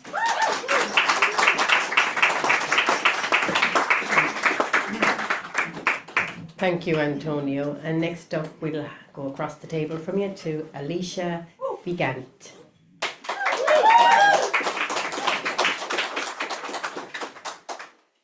I think my favorite thing in the world is people's face as they pronounce my last name. Like, I love it. Like, I relish in it. And you were dead on. So there's a couple of introductions to this poem. First of all, it was I suppose a prompt. So I had a friend and we used to slip under each other's doors little prompts for poems, and he asked me to write a poem about all the places that I've slept, which is a lot of weird places. So this poem is kind of, yeah, based off of that, so written over several weeks. And also sort of listening to Tom's poem about imperfect people. I haven't edited it since I wrote it, so this is called Places I Have Slept / the absurdity of my teens and early 20s. I have slept in the craggy space between two hostile foam mattresses. I folded myself up like a cardboard moving box. I have slept nestled up against the safest thing I know, the breast of my mother dressed in gold. I was pressed between the electric blanket and an old depression bed. I have slept on the concrete floor of a West Cork Celtic Tiger new build, and I shivered until my teeth chipped. Whether from cold or the excitement of alone, I still can't tell. I've slept on a sticky, shameful aromatherapy leather sofa blasted with fever heat. I could smell traces of rotten chicken soup beneath the eucalyptus oil and your need of me. I've slept in the bumpy, unnecessary and battering back of an ambulance. I savoured the feeling of wearing a neck brace like a pillow, breath slightly broken and dizzy by chance. I've slept with my whole body clothed only in cat, dog, and human hair. I woke to a snaggle tooth and a gun. I have slept, grief exhausted, on a bed of bluebells and a fisherman's net. I was tingling with gratitude for the quiet and graceful release of a wet scream. I've slept on an ex-apartheid conveyor belt. I felt drunk on the weariness of having to unlearn another half-truth they taught me in school, watching my own ignorance melt. And I've slept under a sacred oak in perfect solitude. I clenched a fast-cooling bottle of hot water and acorns between my life-fueling thighs. I've slept in a French dorm room that screamed 404 error on the door. I realized I hadn't felt my left arm for an entire month, maybe more. I have slept with newly grown legs in a brother-built bunk where I cried for scarcity. I cried for abundance. I've slept wrapped in scarves, duck feathers, and mouldy ghosts. I found my body squirming away from the greasy plates and insincerity, but they stuck to me. I've slept on the well-worn floor of a German hermit where I was glad of having memorized your phone number and some platitudes about ancient Greece, and I learned to fix them. And I've slept in the boot of a green Nissan Micra, somewhere in the wet womb of the Burren, where I learned that oil and water separate no matter how hard you try to mix them. I've slept covered in glacier mints in a hotel cupboard. I learned that vodka and Beamish separate no matter how really, really hard you try to make them friends. I've slept face down in a Glaswegian field full of vapes and Lewis Capaldi. I vowed that next time a bee stung me like this, I'd be sober, dignified, dressed, and ready for bed. And I have slept 4,000 feet above sea level in a purple tent, where I danced my love for my ladies and the devil into the Alaskan rock. And I have slept, well, I might add, in an ex-sex hotel with mirrors above the bed. I noted that there was no space for a desk, but that the big bathtub did the trick. And I have slept on a quivering deck in La Maddalena. Spaciousness knocked me on the nose until I felt quite clearly seasick. And I slept in the Sardinian cafe where we awaited the train. I found myself sticky with tears, sea salt, sweat, and an affogato that I spilled. It was here that I was told that I've slept enough. I never managed to sleep beside you, ever waking with dreams of tomorrow. I couldn't find the peace I needed in the mist of the unsaid. But I trust now in the spoken link we forged. I trust that I'll find it yet.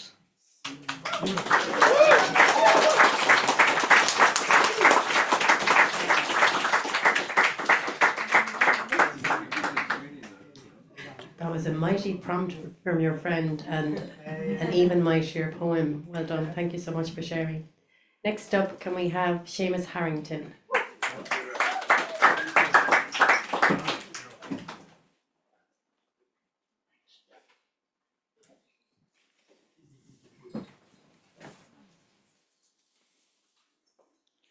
Thanks, Rosie. You It's that time of the year again. Jammin'.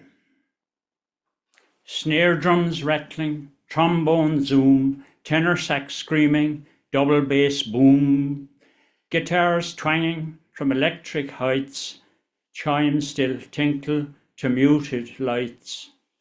Silver flutes tootle, percussions brush, clarinets warble to alto sax gush. Trumpet calling, tambourines jing, hi-hat lifting to cowbells ring. The sirens blare, notes so shrill, harmonicas bleat to whistles trill. Banjos rat-a-tat will curtly reply to conch shell echo of piccolo high.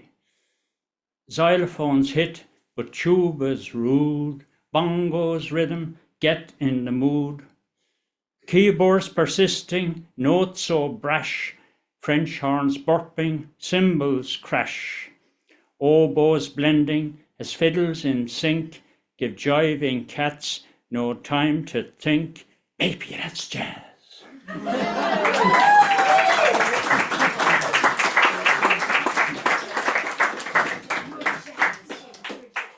Thanks a million, Seamus. And next up, we'll have JJF.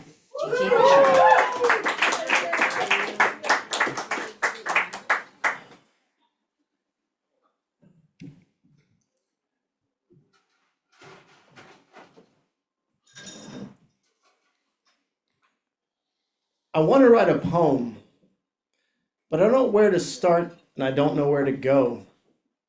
I want to write a poem good enough to make 30 people pay €8 to come to my next poetry show. Shout out Pros and Woes. I want to write a poem about how I still miss both my exes. And I want to write a poem because sometimes I still feel like an outsider 10 years after moving to Europe from Texas. I want to write a poem because life's just a tiny little riddle, kind of fucked up in the middle. And I want to write a poem because I'm confused a lot of the time.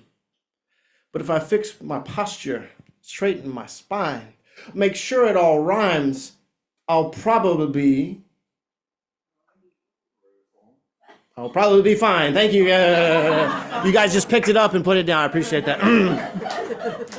I want to write a poem. I want to write a poem that's so thoughtful, considered, and thorough, it turns words into actual euros. I want to write a poem because I think there's probably no God. And I want to write a poem because I hate my damn job. I want to write a poem because I'm looking at my 40s, 50s, and 60s.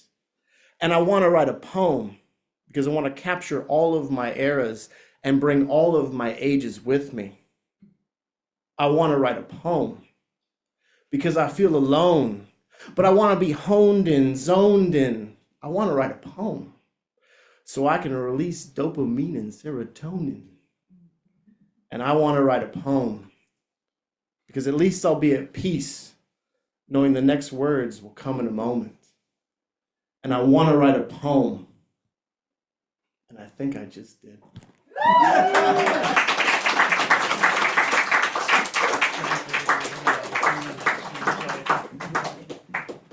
You just did. You just wrote a poem. Well done.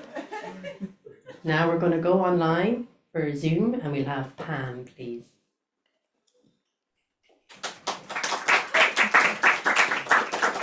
Thanks, Walt. Okay, this was birthed in the wake of the election results, and I've got a working title to handle. I was perched on the seat of my cousin Ricky's bike, legs and feet dangling. I gripped the handlebars. I was 9 and too short to reach the pedals. Ricky just turned 14, steadied the bike. He was my book-loving cousin, the one who didn't talk much, the one who didn't mind me tagging along on hikes, the one who taught me about the trees and the people that lived in the Cumberland Mountains before us in his quiet, few words manner. He gave the bike a push and said pedal. I pumped the pedal standing up like I seen him do. I loosened my right hand a little, leaned the bike to the right, and thrust my left leg down. I wobbled with the first shift to the left lean and right leg thrust. I didn't have time to be scared. Ricky ran alongside me, hollering, "Pedal!" A rhythm commenced, imprinted from hours of watching Ricky and my other boy cousins jump on their bikes and race off down the street. I pumped faster and faster, my heart beating with the sense of power and freedom in a big circle in our mamaw's front yard. I tired after a while. "How do I stop?" I puffed in short breaths. "Push back on the pedals," Ricky said. Sometimes instructions just don't take with me, or maybe I was just too tired, too short, but I couldn't make that happen. I coasted. The slower the bike went, the more it wobbled, until it wobbled me in the arms of my waiting cousin. The next time my out-of-town cousins came to visit with their bikes, I ran to Ricky's bike, eager to join. Eddie, just a year older than me, said to Ricky, "She's not coming." "Why not?" he asked. "Because she's a girl." "What's that got to do with it?" But seemed it had a lot to do with it. At 9 years old, watching the backs of my cousins backing off to found adventure, I knew that somehow being born a boy came with a birthright of freedom that I did not have. Thank you.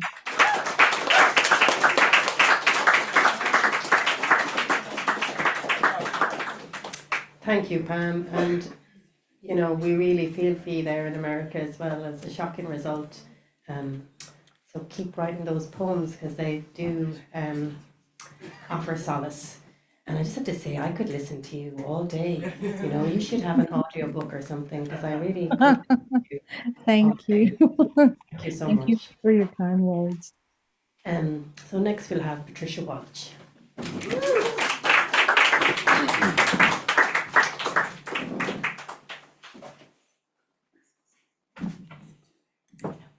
This is called Faithfully Departed. My homicidal rage betrays an inkling of his happy voodoo and an earlier heaven. Out in the cold and intrusive existence, cooked from scratch, better insidiousness. I watched from close ranks a riotous check. This threatened death, a welcome concession. Marriage foretold, a pure prediction abiding. I avoid the obvious in detrimental eye. I see perfectly the healthy situation. To overdo the kiss, regretfully slain. I initiate the head-wrecking art, perchance. A sluggish time associated with another poison. An embarrassment all, not mannerly enough to eschew the trivial workings of a wrong kiss. I rubbish valid points in coarse conversation.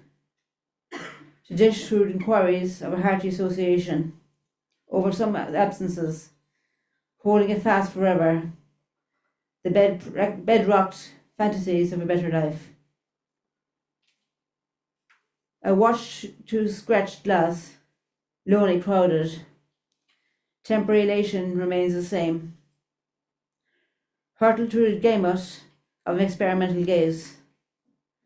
More than pleasantries, humoured above else. Seated in exile, I cry in my own volition. A startled fact keeps the wishbone down. Thanks.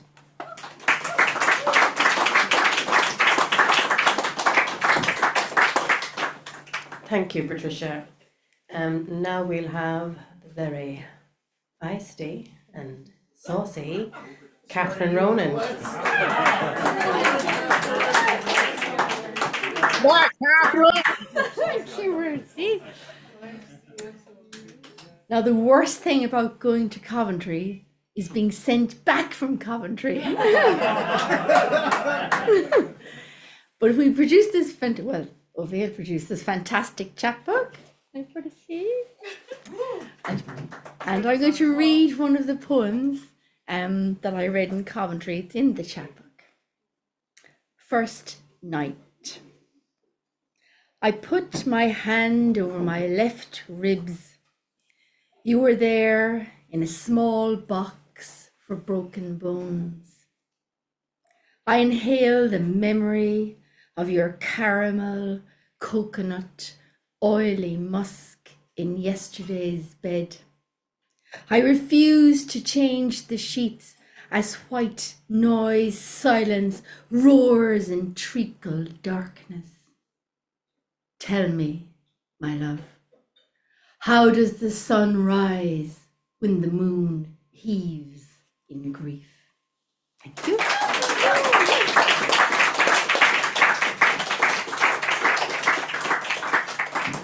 Thank you, Catherine. And now we'll have Mona Lynch, please.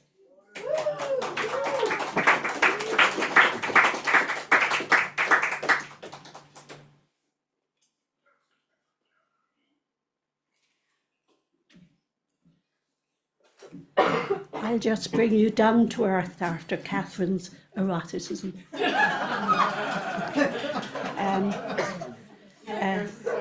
My mother had 7 brothers, and I've taken it on myself to try a poem about them. I've 2 of them here. A short one about one who died at 22, and another, he died at 90. The first one about Thomas is about the Second World War. It's called Telegram. On the day he left, she reminded him to pack his clothes brush. Nothing could stop him, though he lied about his age in his first application. They eventually accepted him, her youngest son, handsome in his navy uniform. Letters arrived intermittently, black blocks hiding his precious words. A sepia photo with a group of friends on board his beloved HMS Repulse. She toiled uphill past his school on Strawberry Hill, 14 days before Christmas. Urgency in her step, puddings to boil, fruitcake to bake in the Bastable oven. Captain Tennant held his head, pride and confidence in his men and the accompanying HMS Prince of Wales.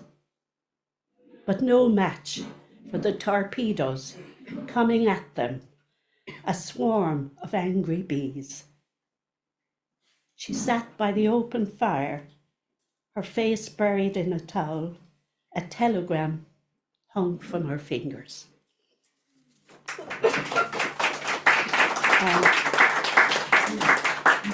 This is a quick one about another one of the brothers, Jimmy. I watched him, silhouetted against the sky, his cottage above the road, his garden higher again, girdled with currant bushes, black and red, gooseberries too. Sunshine blazed as, with rhythmic strokes, he swings the spade, clearing the drills, rising to the spuds. Regimental rows of cabbage, speckled with ravenous caterpillars, fern-like foliage of carrots, hiding juicy tubers. We sat on upturned drums, catching up with our whirls, breathing in the fresh scent of the earth. He scrapes his plug tobacco, fills his pipe and puffs, his soul at one with his garden. A slow world of dignity, respect. I sat by his bed on his last day and told him of the huge beetroot I was given that day by a neighbour. Eyes closed, he whispered. No beetroot should be bigger than an eating apple.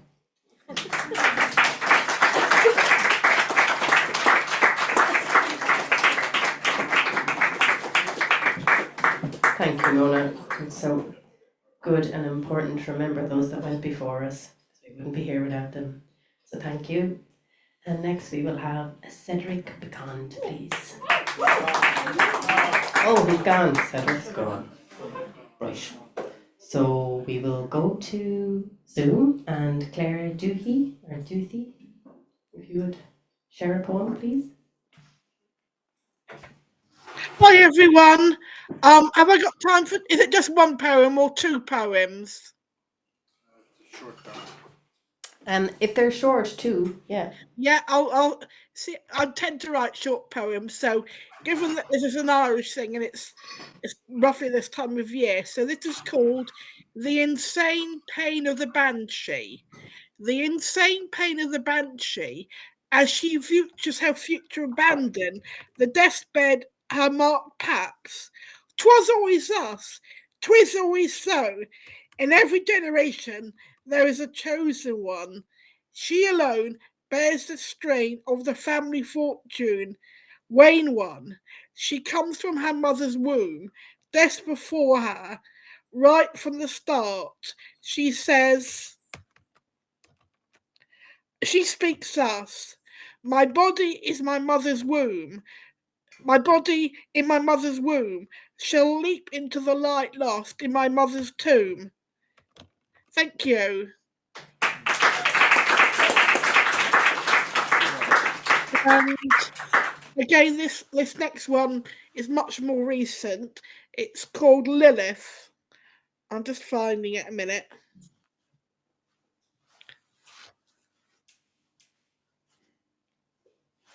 Hold on a second, sorry to keep you waiting.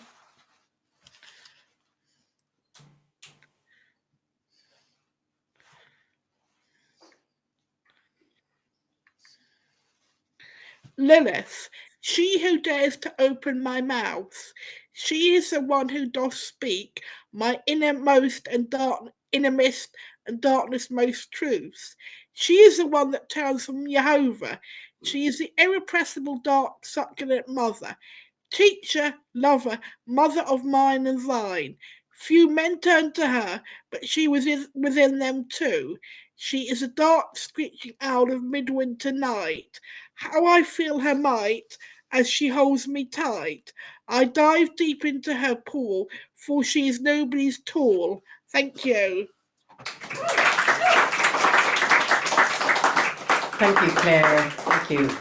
And you. now we'll go back in the room with May J. Fast, please.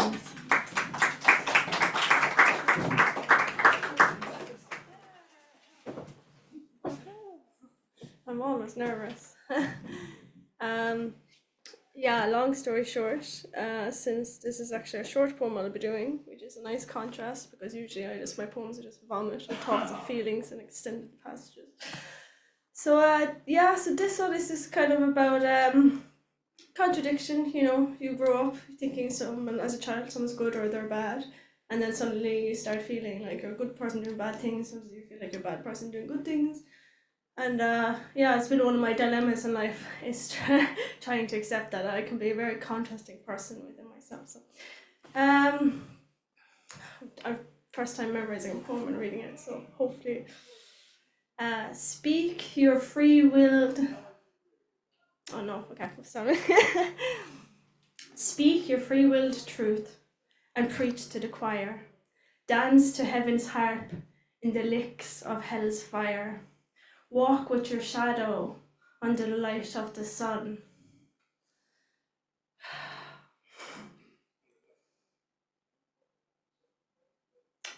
Upkeep your rules, but don't forget to have fun. Seize the day as if it's your own. Thank the stars with soul-searching stares through the night. See the world in all its colour. The world's not black and white. Yeah, sorry, thanks.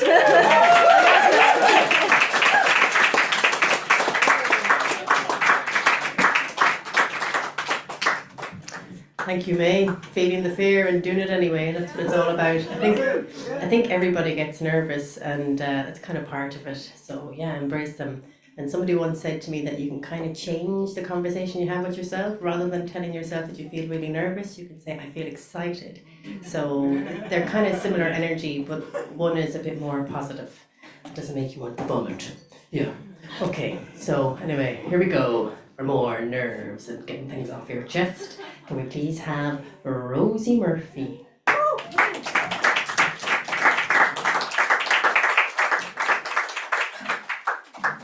Hello, everyone. This is from a poetry collection that I've just written. And it's funny because I skipped all this phase. I kind of did it arseways that I wrote everything in a poetry cave, and now like this is my first open mic night. So yeah, bear with. So this is just a love poem called Your Lips.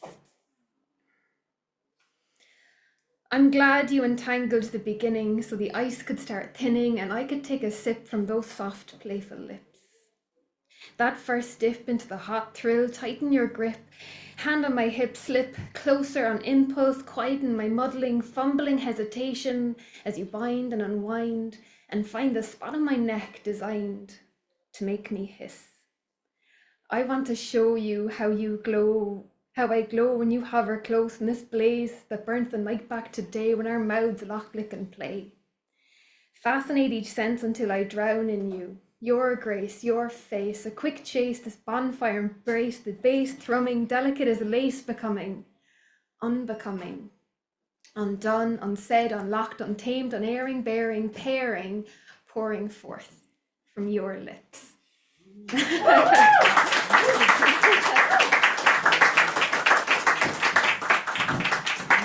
Well, Rosie, I know it's maybe your first, but I hope it's not your last. Please come again. Now we'll go back to the Zoom session, people, and invite Chris to read, please. Hi, it's a really great night, by the way. This is a poem called Skype Family Robinson. It's about how my family tried to communicate during the lockdown. I'm not sure we'd really managed that beforehand, to be honest. Skype Family Robinson. We are not a science fiction family. We are children of traffic jams, spam salads and instant whip. We keep cupboards and cupboards under the stairs. Yet here we are jumping platforms, photographing passwords in community espionage. We are not a desert island family. We are route maps jotted on plain postcards, radio times cut out and keep. We store stamp hinges in tobacco tins for rainy days like these. Yet here we are learning languages at fingertip touches of virtual buttons, scrolls on tiny dictionaries. We are not pioneer spirits. We are Softly Softly, Dad's Army, and the Biederbeck tapes. We share rooms, but not eye contact, with large evasive mammals. Yet here we are spacewalking, making light of all these gravity pills. Thank you.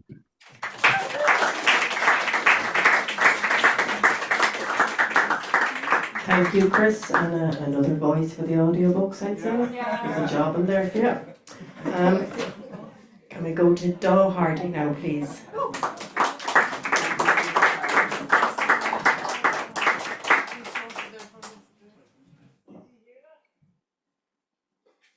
I think you did. That's right.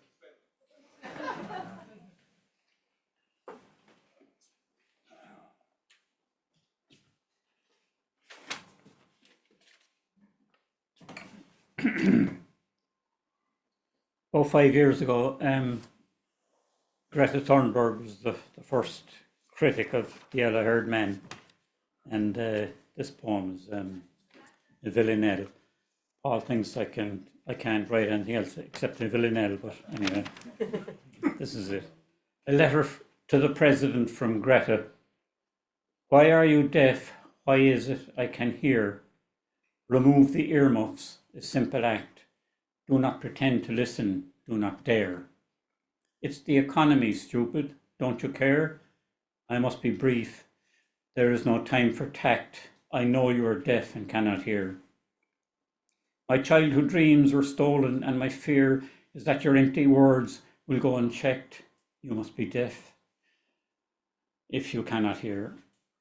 Do not pretend you are listening, do not dare to think your rhetoric will gain some respect from my children's generation and their care. The threads are loosening now, that is the scare, that your crooked words have really tricked the hearing ones who said they could not hear. Why not tell it like it is? There is no if. Stand outside your minnows and their bluff. Noah's Ark is leaking, and my fear is the hearing ones will say they did not hear. Thanks.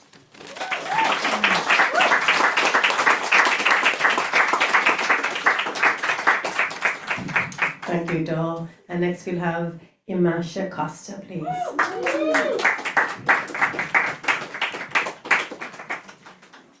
You assumed the height really well. Thank you very much. Hello. A bit of context to this. I work full time as a journalist, and I deal a lot with breaking news, and this year has been difficult. So this poem is 2024 through the eyes of a journalist who is also trying to survive in this humanity that we're in. So the inner ramblings of my mind.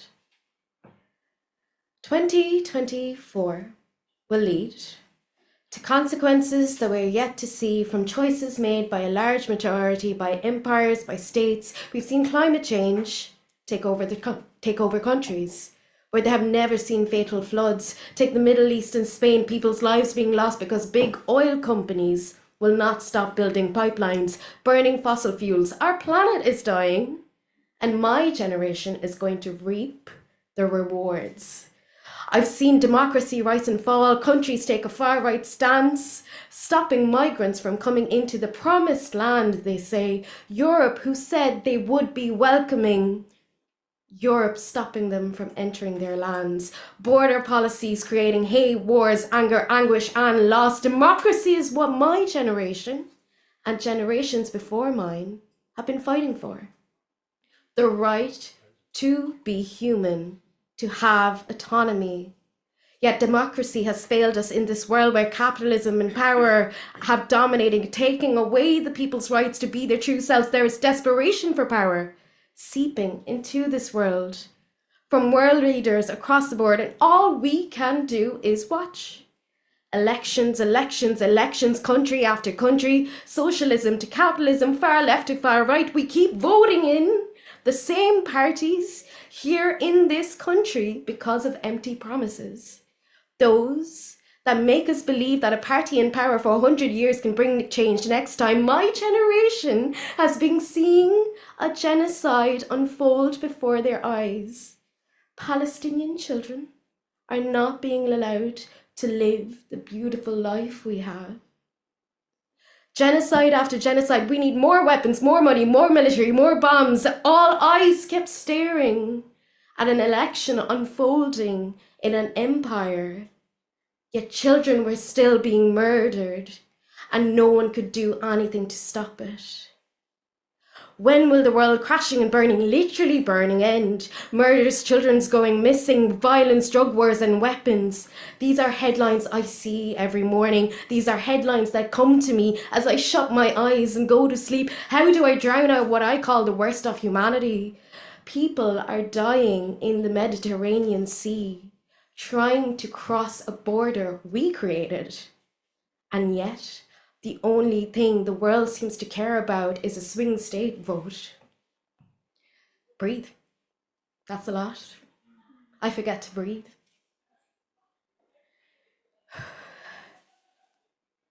I switch off my screen, lock my keyboard away, and I sit and wait, trying to get on with my day. And I know the next day will not be any better. I love what I do. The stories I get to tell, but I wonder, will it ever stop? This pain, this suffering that I am seeing every day, will it really end? Will my generation finally be able to stand up and challenge those in power, or will we still be silenced? Will a revolution be on its way? Will we finally have a voice? Will we finally see the end? Thank you.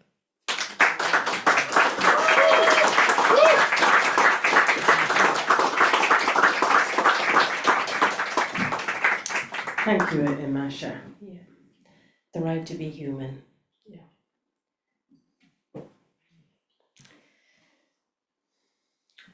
So now we're going to go back online and we're going to have Massimo. Massimo.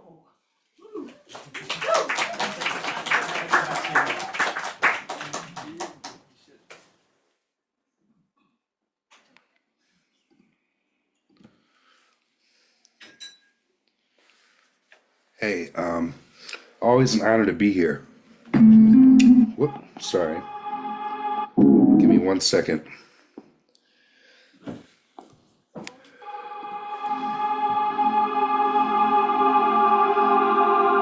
here we go. The open mic list is going long. Didn't want to take up time, so I chose the song. I want to be on the same time that the host is on. Want to be on the same time that Rosie's on. This song's about holding on, whether things are going right or they're going wrong. But it suggests that no matter what's going on, it's more about what I choose to focus on. Sometimes it seems like that. That doesn't mean it has to be like that. See, sometimes it may seem like that, but that doesn't mean it has to be like that. If I don't like the dreams I have, I dream back to scenes in the dreams I laughed. The scenic path, I have seen that path, but I prefer a peace that lasts like peace at last. I try not to speak that fast, but have to keep time as the beat moves past. Can't make everything I speak exact, but try to speak truth that doesn't mean just fact. How can I say love, I need you back? How can I say peace, I need you back? But I just reach back for the truth in my memory to lead me back. Where are all of my people at? Bring all my old people back. But time doesn't freeze like that, though I'm not sure I always believed in that. The child I was is still me intact. The world I was born in still meets me back. I still feel the ground where my feet fall flat and have people I love who love me right back. You may say it's not sweet like that nobody's life can be a breeze like that. But I mean it, I am free like that, or at least in the moment choose to see like that. I may play, that doesn't mean I act. Real love is real, that's all I mean by that. Because sometimes it seems like this or seems like that, but that doesn't mean it has to be like that. Peace. Thanks for having me always.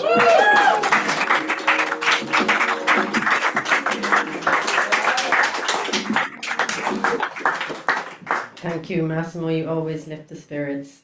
Next, can we have Constantine, please?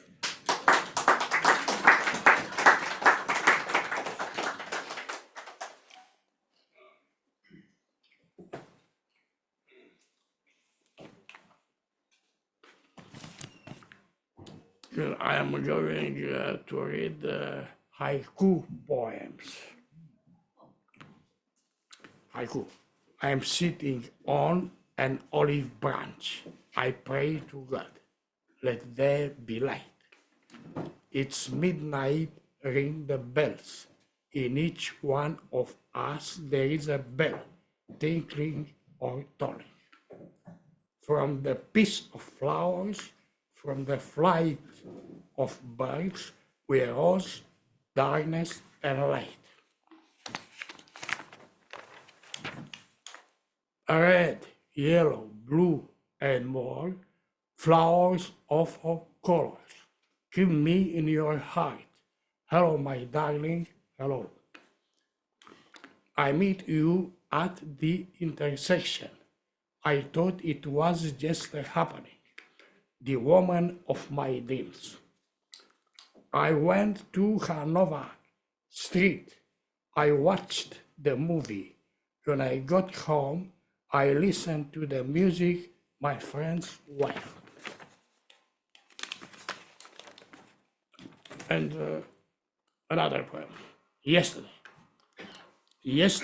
when I was young and the grass greener, I could catch the stars with my hand.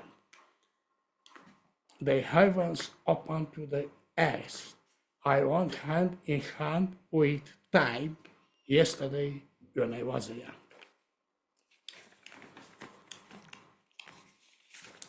The last poem, Letter to Mother. I have many verses for this poem, Letter to Mother, but I will read the last version. Letter to Mother.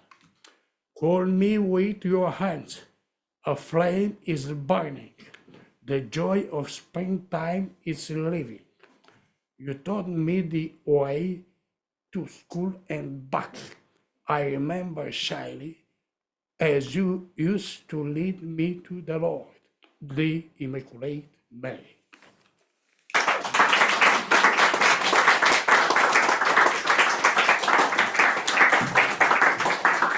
Thank you, Constantine. And now we will have Philip Spillane.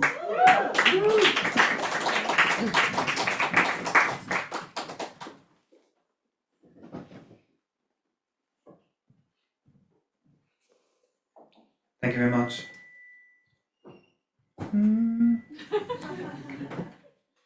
One. No, good. No feedback. That's all right. So I had the pleasure of collecting this from the City Library, the giant bagpipe drone, which is from my poem Dunkettle Roundabout. They put in a lovely little purple book for me. Absolute pleasure to collect this. Very proud of it. My name's inside as well. Thank you.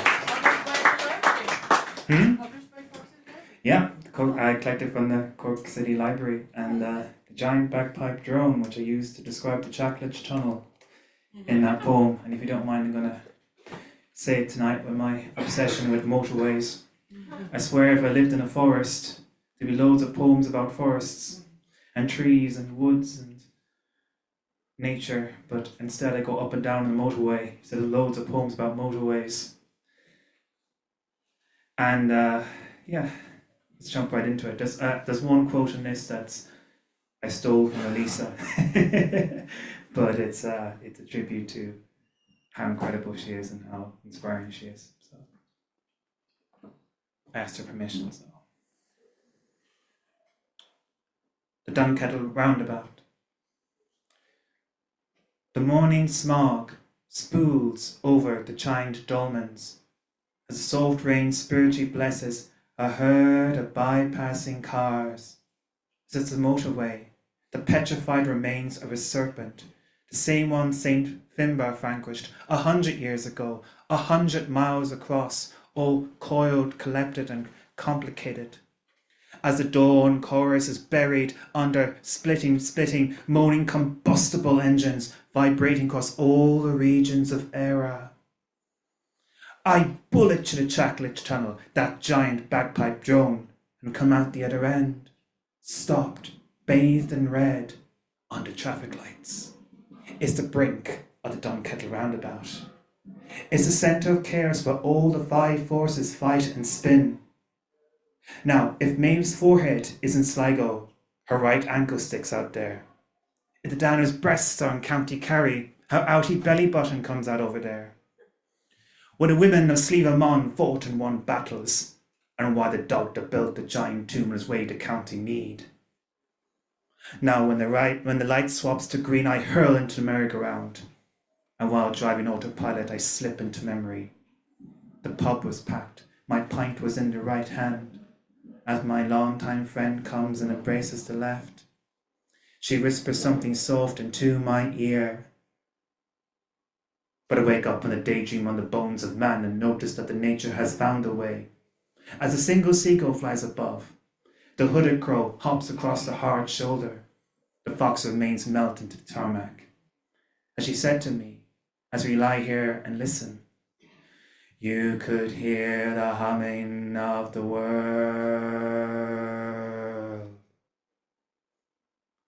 This all took 2 minutes while leaving the Dunkettle Roundabout. Thanks.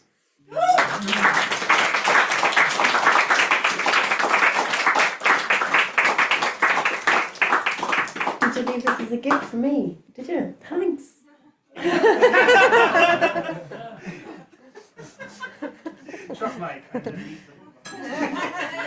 Thanks, Philip, and congratulations on the book. Amazing. Yeah, well done. Thank you very much. Thank you. And so next we will have the lady who you robbed the line from. So Elisa Sabadin, please.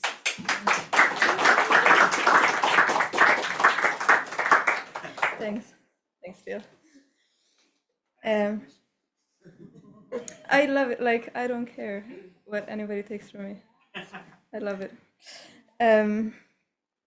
This is a short romantic poem to my big love after Lawrence. Wide open.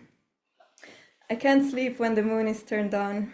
I can't even sleep when I remember the moon is outside, so close, wide open, behind my window pane, madness. I need the absolute darkness of oblivion. If the moon exists, my body is a string picked at by its ginormous hands. There's no snooze button on this alarm clock that never stops ringing. The moon. Every woman is a mistress to the moon. Every man will write poems to the moon. My moon, my muse, my lotus blooming in the middle of the sky, my mother watching me as I don't fall asleep. That's right, child. Keep your eyes open, wide, like mine. Take it all in, the madness, the murder of the night. Everything is love and death, and that's just fine. Yet I'd give my head all up to be a good wife to the moon. I'd be the housewife of the sky, dusting the stars, lulling galaxies to sleep as I curl up with my moon, dreaming dreams of moon.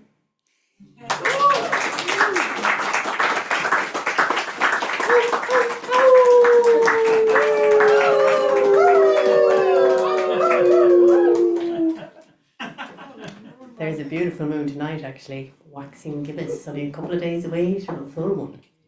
So, take it in when you walk outside the door.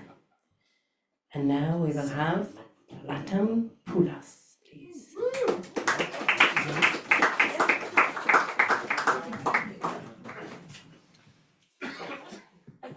Hi. Elisa signed me up. I didn't know I was reading.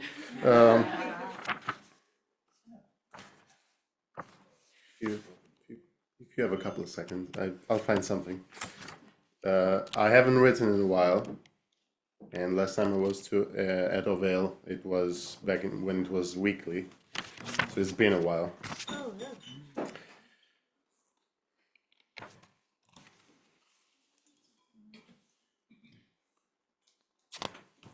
The problem is a lot of my poetry is very long, and I don't think anyone has that kind of time.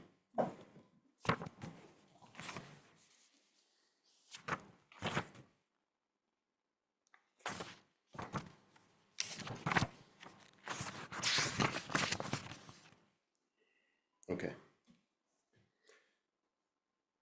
Every year on your birthday, you called me first, before I could wish you anything, and you tell me to go take photographs. When I was 12, I fell down a flight of stairs. You broke your arm, and all the older kids at school wrote their name on the cast. This is not a photograph, but it is a memory. The first time I'll meet you, these things won't have happened yet. Every year on your birthday, we'll go to the photo booth in the mall. We'll take 16 silly photographs, and one of them would usually be good. I'm 12 and running around the building to show you I can come out from the other side, and you're telling me I'm going to miss the bus. The first time I'll meet you, it will be as if you never asked me to talk, as if I've been waiting for it. Every year on your birthday, we'd look at the mall photos and you'd say, "This is how you'll remember me." I'd say, "Until next time." And you'd say, "One of these times that won't be true anymore." What is a photograph faithful to when the light makes one side of your face look bigger than the other? What is a memory faithful to? The first time we'll meet, it will be as if we've never always been in love. Thank you.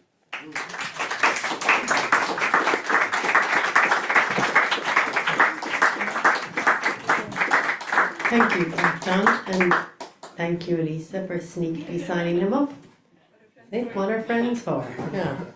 And now we're going to ask the lady behind the bar to come out from behind the bar. Alexandra Ross. Oh, sorry, Alexandra. okay. So last month I was at an event, and then for that event I wrote a specific poem that related to kind of the event, and I wanted to read this poem again because of the serious topic of this poem.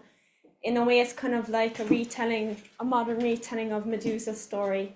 Now, there are different variations out there of Medusa's story, and in recent years on social media has brought out like a specific version of what happened to Medusa, which was where she was like a shunned victim.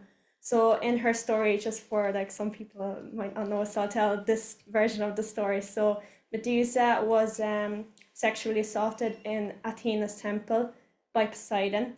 And in revenge, Athena actually ended up cursing her. That's how she turned to the Gorgon. So like turning people to stone with like the snakes on her head and stuff. So there are parts of this poem that relate to like specific words and stuff that you would relate to Medusa as well. So this poem is called Rebirth of Medusa. I picked up a book in Waterstones. I admired the blurb and recognized Medusa. I wonder which side the story will take. I've heard many variations. She was portrayed either as an evil villain or a shunned victim. The storyline was the latter, the shunned victim. I tell myself that I'm all right, but now my shaking hand says the opposite. I tried to shut it out, but I am brought back to those memories, the ones that my brain kept in a cage as a sign of protection. This cage now cracked. And I am brought back to memories of my first year self in college. So naive, so stupid. The incident that scarred me for eternity. First year of college, invited to a house party. The place filled with drunkenness. The aura vibrated with warning lights. I should have never went, but I was a people pleaser. The word no felt strange on my tongue. My friend begged me to stay, and so I did. Her boyfriend handed me a drink to relax myself. I thanked him. The music took over my body, and I felt weightless. The warning aura grew. Who am I? Where is my friend? Her boyfriend dragging me upstairs. My friend needed me. Blurred vision. My friend nowhere in sight. Locked doors. Only the sound of music in 8D and the drum-like beats of my heart. Clothes off. Where are they? On the floor. Dirty hands all over me like stained weapons. Sharp pain. My skin crying in agony. Silent screams. Click. Doors unlocked. Alone. Shaking. My body frozen. A stone-cold statue. Words thrown at me. Is that my friend's voice? I listen. Slush. Bitch. Whore. Snake. With tear-stained eyes I plead for help, her ocean blue eyes no longer calming, instead trapping me on the ocean floor, left to drown alone, shunned, isolated. I returned to the present and replaced the book on the shelf. I closed the mental gate protecting the memory, to forget my friend Athena, her boyfriend Poseidon, and Medusa's reincarnation. Thank you.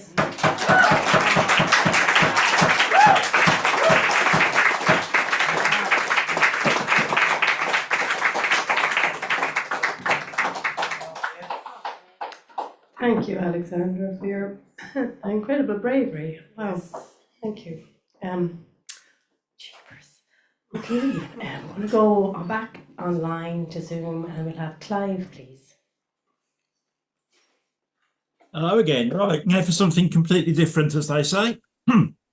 This is a totally serious poem called What's in a Name?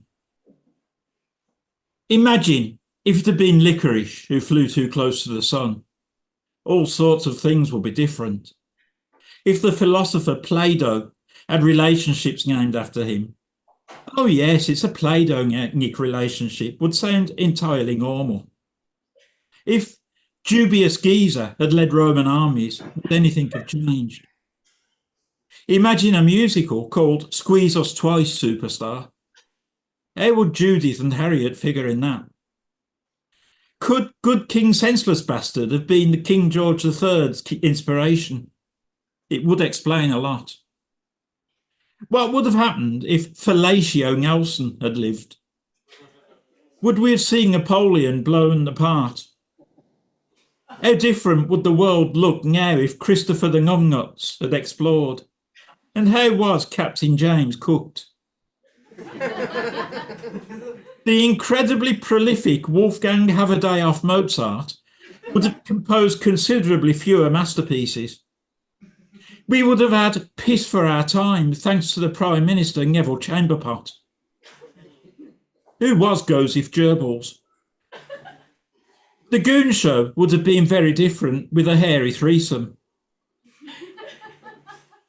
Eunuch Powell would not have had the balls to spout shameless racist shit.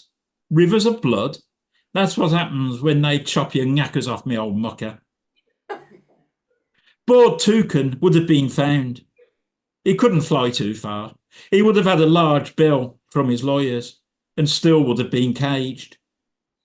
Maggie Flasher may have been arrested before she could crush the unions. And Squirrel Smith would have been an actual rodent rather than just being called a filthy rat. Imagine if selfish Presley had told Colonel Parker to sling his hook and kept all the money. And on the subject of music, would people have listened to Attila Black or Peculiar Clark? What if Bingo Star had won so much at the game he never played the drums? And as for modern politics, Phony Blair and George Daft as a brush were pretty well named. Now we have the era of Gone Astray Gump in the States and Deer Farmer in the UK, with fishing Umac no longer causing a stink. And still the world keeps on turning. We just have to hope that Hadabia Putin remains reasonably sober and doesn't press the button. If only Rottenreimer had dedicated his entire life to writing awful poetry.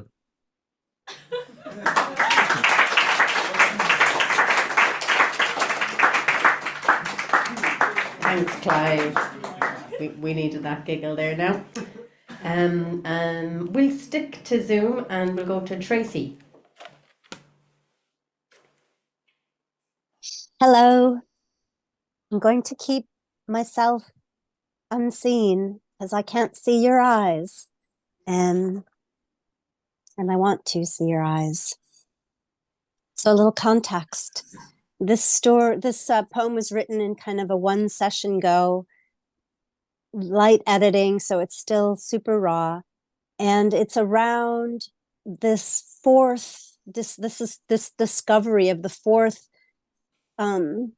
season of a woman's life. We have maiden, we know mother, and we know crone, but there's a fourth called Maga, M-A-G-A. And she's the feminine version of the magician, the mage. So the title of this is Maga, Reclaimed. The alternative title is Hagseed, Tantric, Eco, Erotica. My body is a holy thing, a host of sacred scars, weathered and brined, shining naked in an empty field. I am Magala, the mage, not yet crone, telling stories of experience, dancing with the elms. My body is a holy thing, the voice of the dry cunt, singing the song of the bloodless womb with all the hot lightning stars. I am autumn changing, the gale coming, good compost, rotting. My body is a holy thing, still ringing like a bell tolling in the gloaming, burnished from all the lovers loving. I am now wombless, childless, a grandmother to the world and my weeping woundlings. My body is a holy thing, an alive thing, vulva tingling, jingling, choosing, making love with the everything.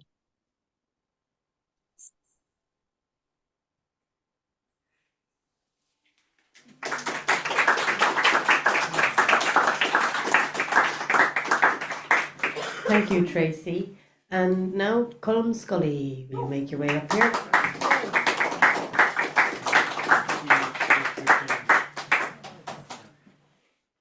Thanks, Rosie. I just wanted to read a poem actually tonight by Mary Coveney. Some of you might know Mary. She died there last month. She used to come here back along, and in fact, she was the judge on the 5-word challenge international competition back a few years ago. And she was a wonderful poet and a fantastic artist. If you get a chance to ever see her paintings, and a brilliant poet. And this poem I'm going to read, she actually won the Listowel poetry single poem prize with this in 2008. It's called Our Time. Outside the school window, silken dandelion seeds rose, offering our floating thoughts skywards. We sweated inside moss-stitched jumpers, watched chalk dust dance in the high window sunlight. Encrusted in jam jars, little gardens dribbled with tropical rain. Peas sprouted on damp paper. Crackled maps hung with blue-veined continents, and our hands held inked estuaries, deltas, floodplains. Across the pink mountains of our thumbs, red cane welts ran, held cradled in our laps, palms stiffened and throbbed with pain. Our eyes slid sideways along dried floorboards to where the cane sat, pointing like a gun. The clock ticked, inched towards 3, a dandelion head quivering with our time. We held our breaths.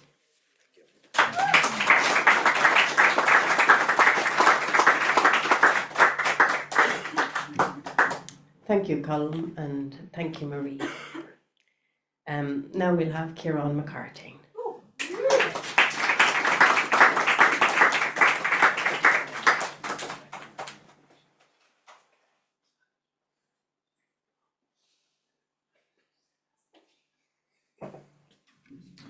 How are you? Nice one. Lovely to listen to you tonight. It's called Liberate or Indoctrinate. To say youth is wasted on the young is a rich comment from men and women who've made adulthood a shameful enterprise. An operation in disowning your ideals so to quieten the mind in moments of indulgence that cripple others. The more you lose, the more you have to gain. Your aspirations strangled softly, passed over in silence, sacrificed for the security of servitude. Making peace with the devil you know and waging war on your intuition. Equipped with a wealth of cheap thrills that stimulate the brain while the conscience is gagged behind the shut doors of the mind so efficiently its screams are stifled to barely but a breath. No change comes because the messenger that brings the most vital of news from the brain to the heart is pleasuring himself behind the eyes at base camp, watching porn, while in some Hollywood basement a young woman is pinned to a bed to bring you the season finale. And you recognize her, for she has sold her love for money in the same way that you have. You are a cat seeking cream and will take it at any cost. To you, to any unknown face, to the earth. In the same way a heroin addict would sell his mother for a hit. Your skin suffers no needles. Your addictions are safer, for they are state-sponsored and corporately endorsed, and they were built for you. But safer for who? Only those who sought safety so long, they became shrouded in comfort, which sat in their souls so long their aches began to numb. A dull sensation where nothing hurts is clutched to like a mother clutches her child as it is ripped from her by a soldier. And your well-fed ego reassures all that you deserve until your excesses are primal. Now your excesses control you and you are always in want and seldom in need and never able to distinguish. For you, your people, or for any stranger. You fear strangers as though they might take your children. A stranger might take your children because they have never been given anything by you or any of your esteemed colleagues or friends.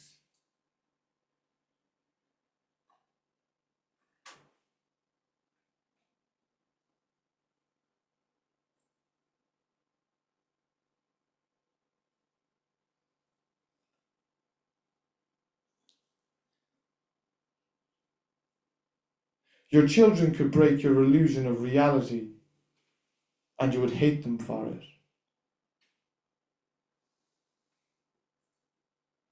Could melt the ice your heart is set in, and so they are feared. Indoctrinate them. Introduce them to your esteemed colleagues and friends. Liberate them and dismiss their insights, for they are too young. I and many, many alike are children of yours. I want to love you, but you hate me, so I can't. So I'll chant. I'm too young till I die, I'm too young till I die. I know I am, I'm sure I am, I'm too young till I die. Too young till I die, I'm too young till I die. I know I am, I'm sure I am, I'm too young till I die. Thank you.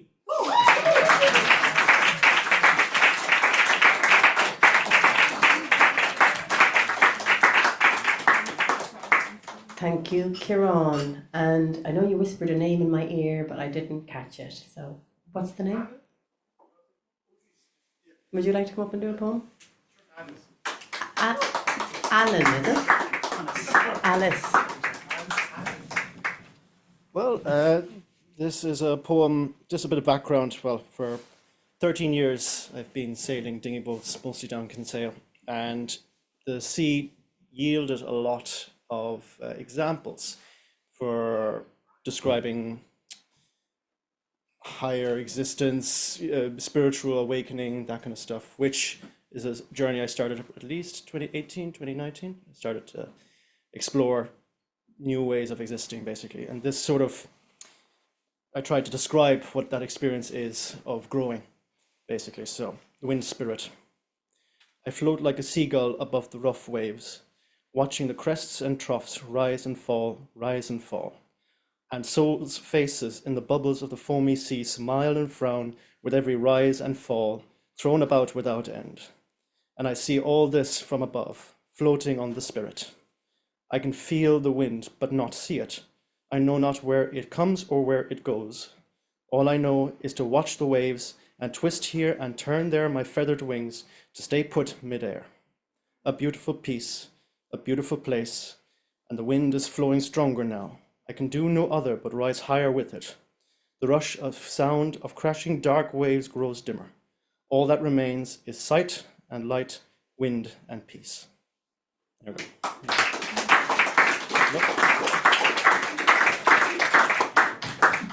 Thank you, Alice. We just have 3 more poets left, so we're going to go back online. And Brian, please.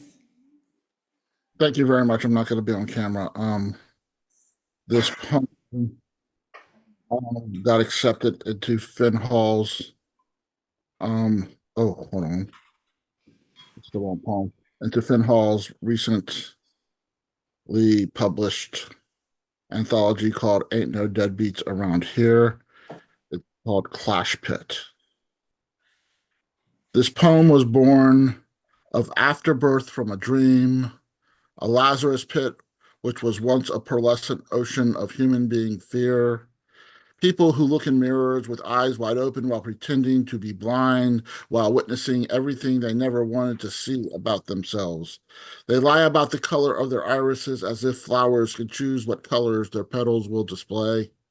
Before the days of dating apps, when people had to describe who they were as if life was a poem, and a personal ad wedged between help wanted and real estate listings. Newsprint paper printed with ink that smelled of burning paraffin, wafting into olfactory senses with verbal pheromones like if you like pina coladas and getting caught in the rain, the premise of many early rom-coms. Before the days of keyboards and laptops, people would construct these messages with pen and paper, often editing and re-editing, like a poet submitting the same poem to multiple journals, getting rejected and rejected and rejected. This was before people walked into businesses and strip malls to make videos in front of fake backgrounds to verbalize what they might write in a personal ad with faces and TJ Maxx wardrobes on screen. The scripts for such screenplays would be rife with what they felt they could get away with saying, which would likely be fantasy versions of their existences for audiences of strangers who wrote and performed their own Oscar-worthy scripts, hoping for an afternoon at a coffee house, which might lead to dinner at a bistro, which might lead to how about a nightcap, or your place or mine, or the morning after, or the clashes, should I stay or should I go? Should I stay or should I go now? Should I stay or should I go now? If I go, there will be trouble, and if I stay, it will be double. Lies are sleep wiped from eyes and hastily made decisions, and tears rolling down cheeks, dripping into bathroom sinks before a single tooth is brushed with an index finger. The rush of water exiting the faucet sounds like a waterfall crashing upon a psyche. This puree of crime swirls down the drain through the water system, spilling into a Lazarus pit of anything, everything, and nothing, while the perp stands at the edge deciding to dip a toe into something that might help achieve something that might resemble immortality. Thank you.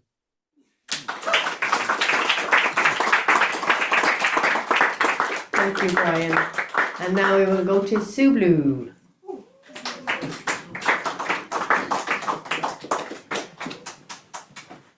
What a night. I find it hard to follow. I found it hard to choose for tonight as well, but I went with the 5-word poem from last year in November. I won't tell you the 5 words because I don't want to put your focus on them. Add flames to fire. Black is the night, an upside down pint of Beamish. Snow blankets mountain slopes. Campfire casts a tiny spot of light, quivering among rugged ridges into foothills dark and vast, where we sit sweating in bearskins, mucklucks pulled under to cushion the cold from below. Stories and songs break from pores, drip from our tongues, add their flames to the fire, circle the hearth in a ring of friendship. Black is the night above our heads, white the surrounding cover. Our laughter ricochets in echoes, beams a spark of hope into the bleak mountain side.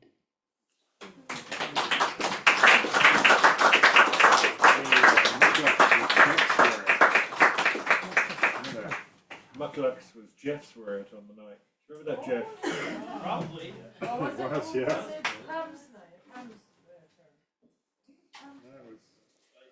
Mucklucks. It's a good word, yeah. Thank you, Sue. And our final poet for the night, taking us away, is Luke O'Rourke.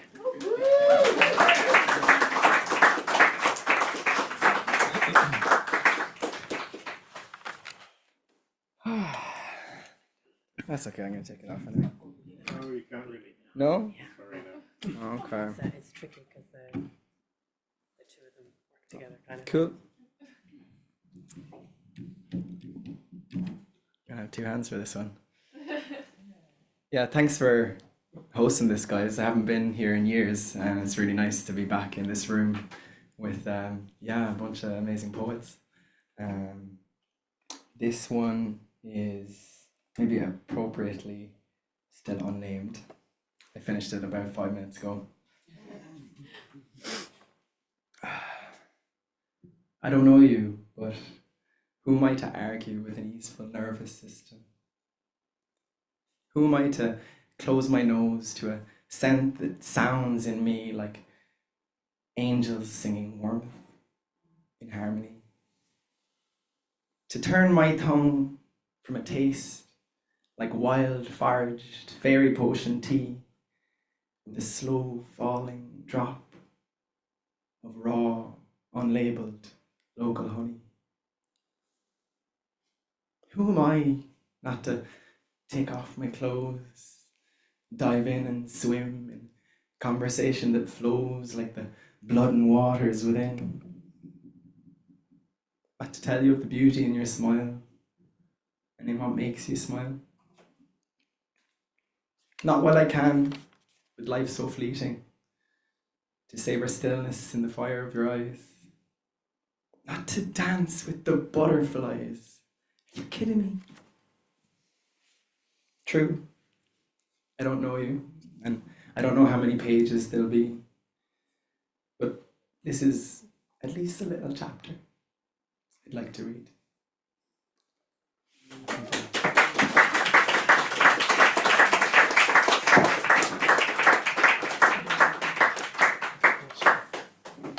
What a night. Wow, I nearly cried a couple of times. I definitely laughed. I'm so honoured to be part of this community. You're all amazing. Thank you for coming out, for sharing your poems. Tom Hirons, wow, thank you. And Jeff Cottrill, yay, thank you.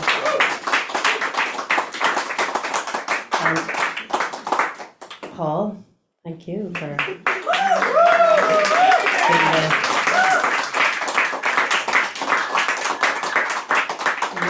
and I guess the thing that I want to leave you with is the right to be human, but the right to your human nature. You know, there's a lot of nature there tonight, and people forget that when they say human. Sometimes we don't always say human nature, but we are nature, and we have a right to our human nature. And yeah, hold on to that and sing it and write your poems about it and share them, because together, you know, we are better.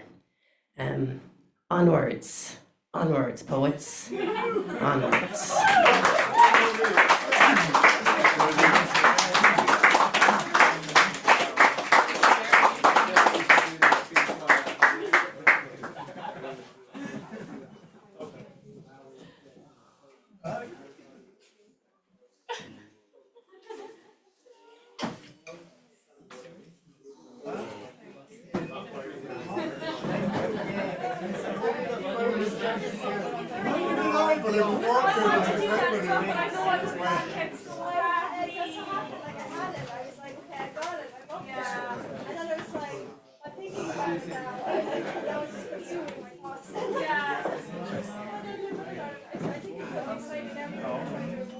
Hopefully, like,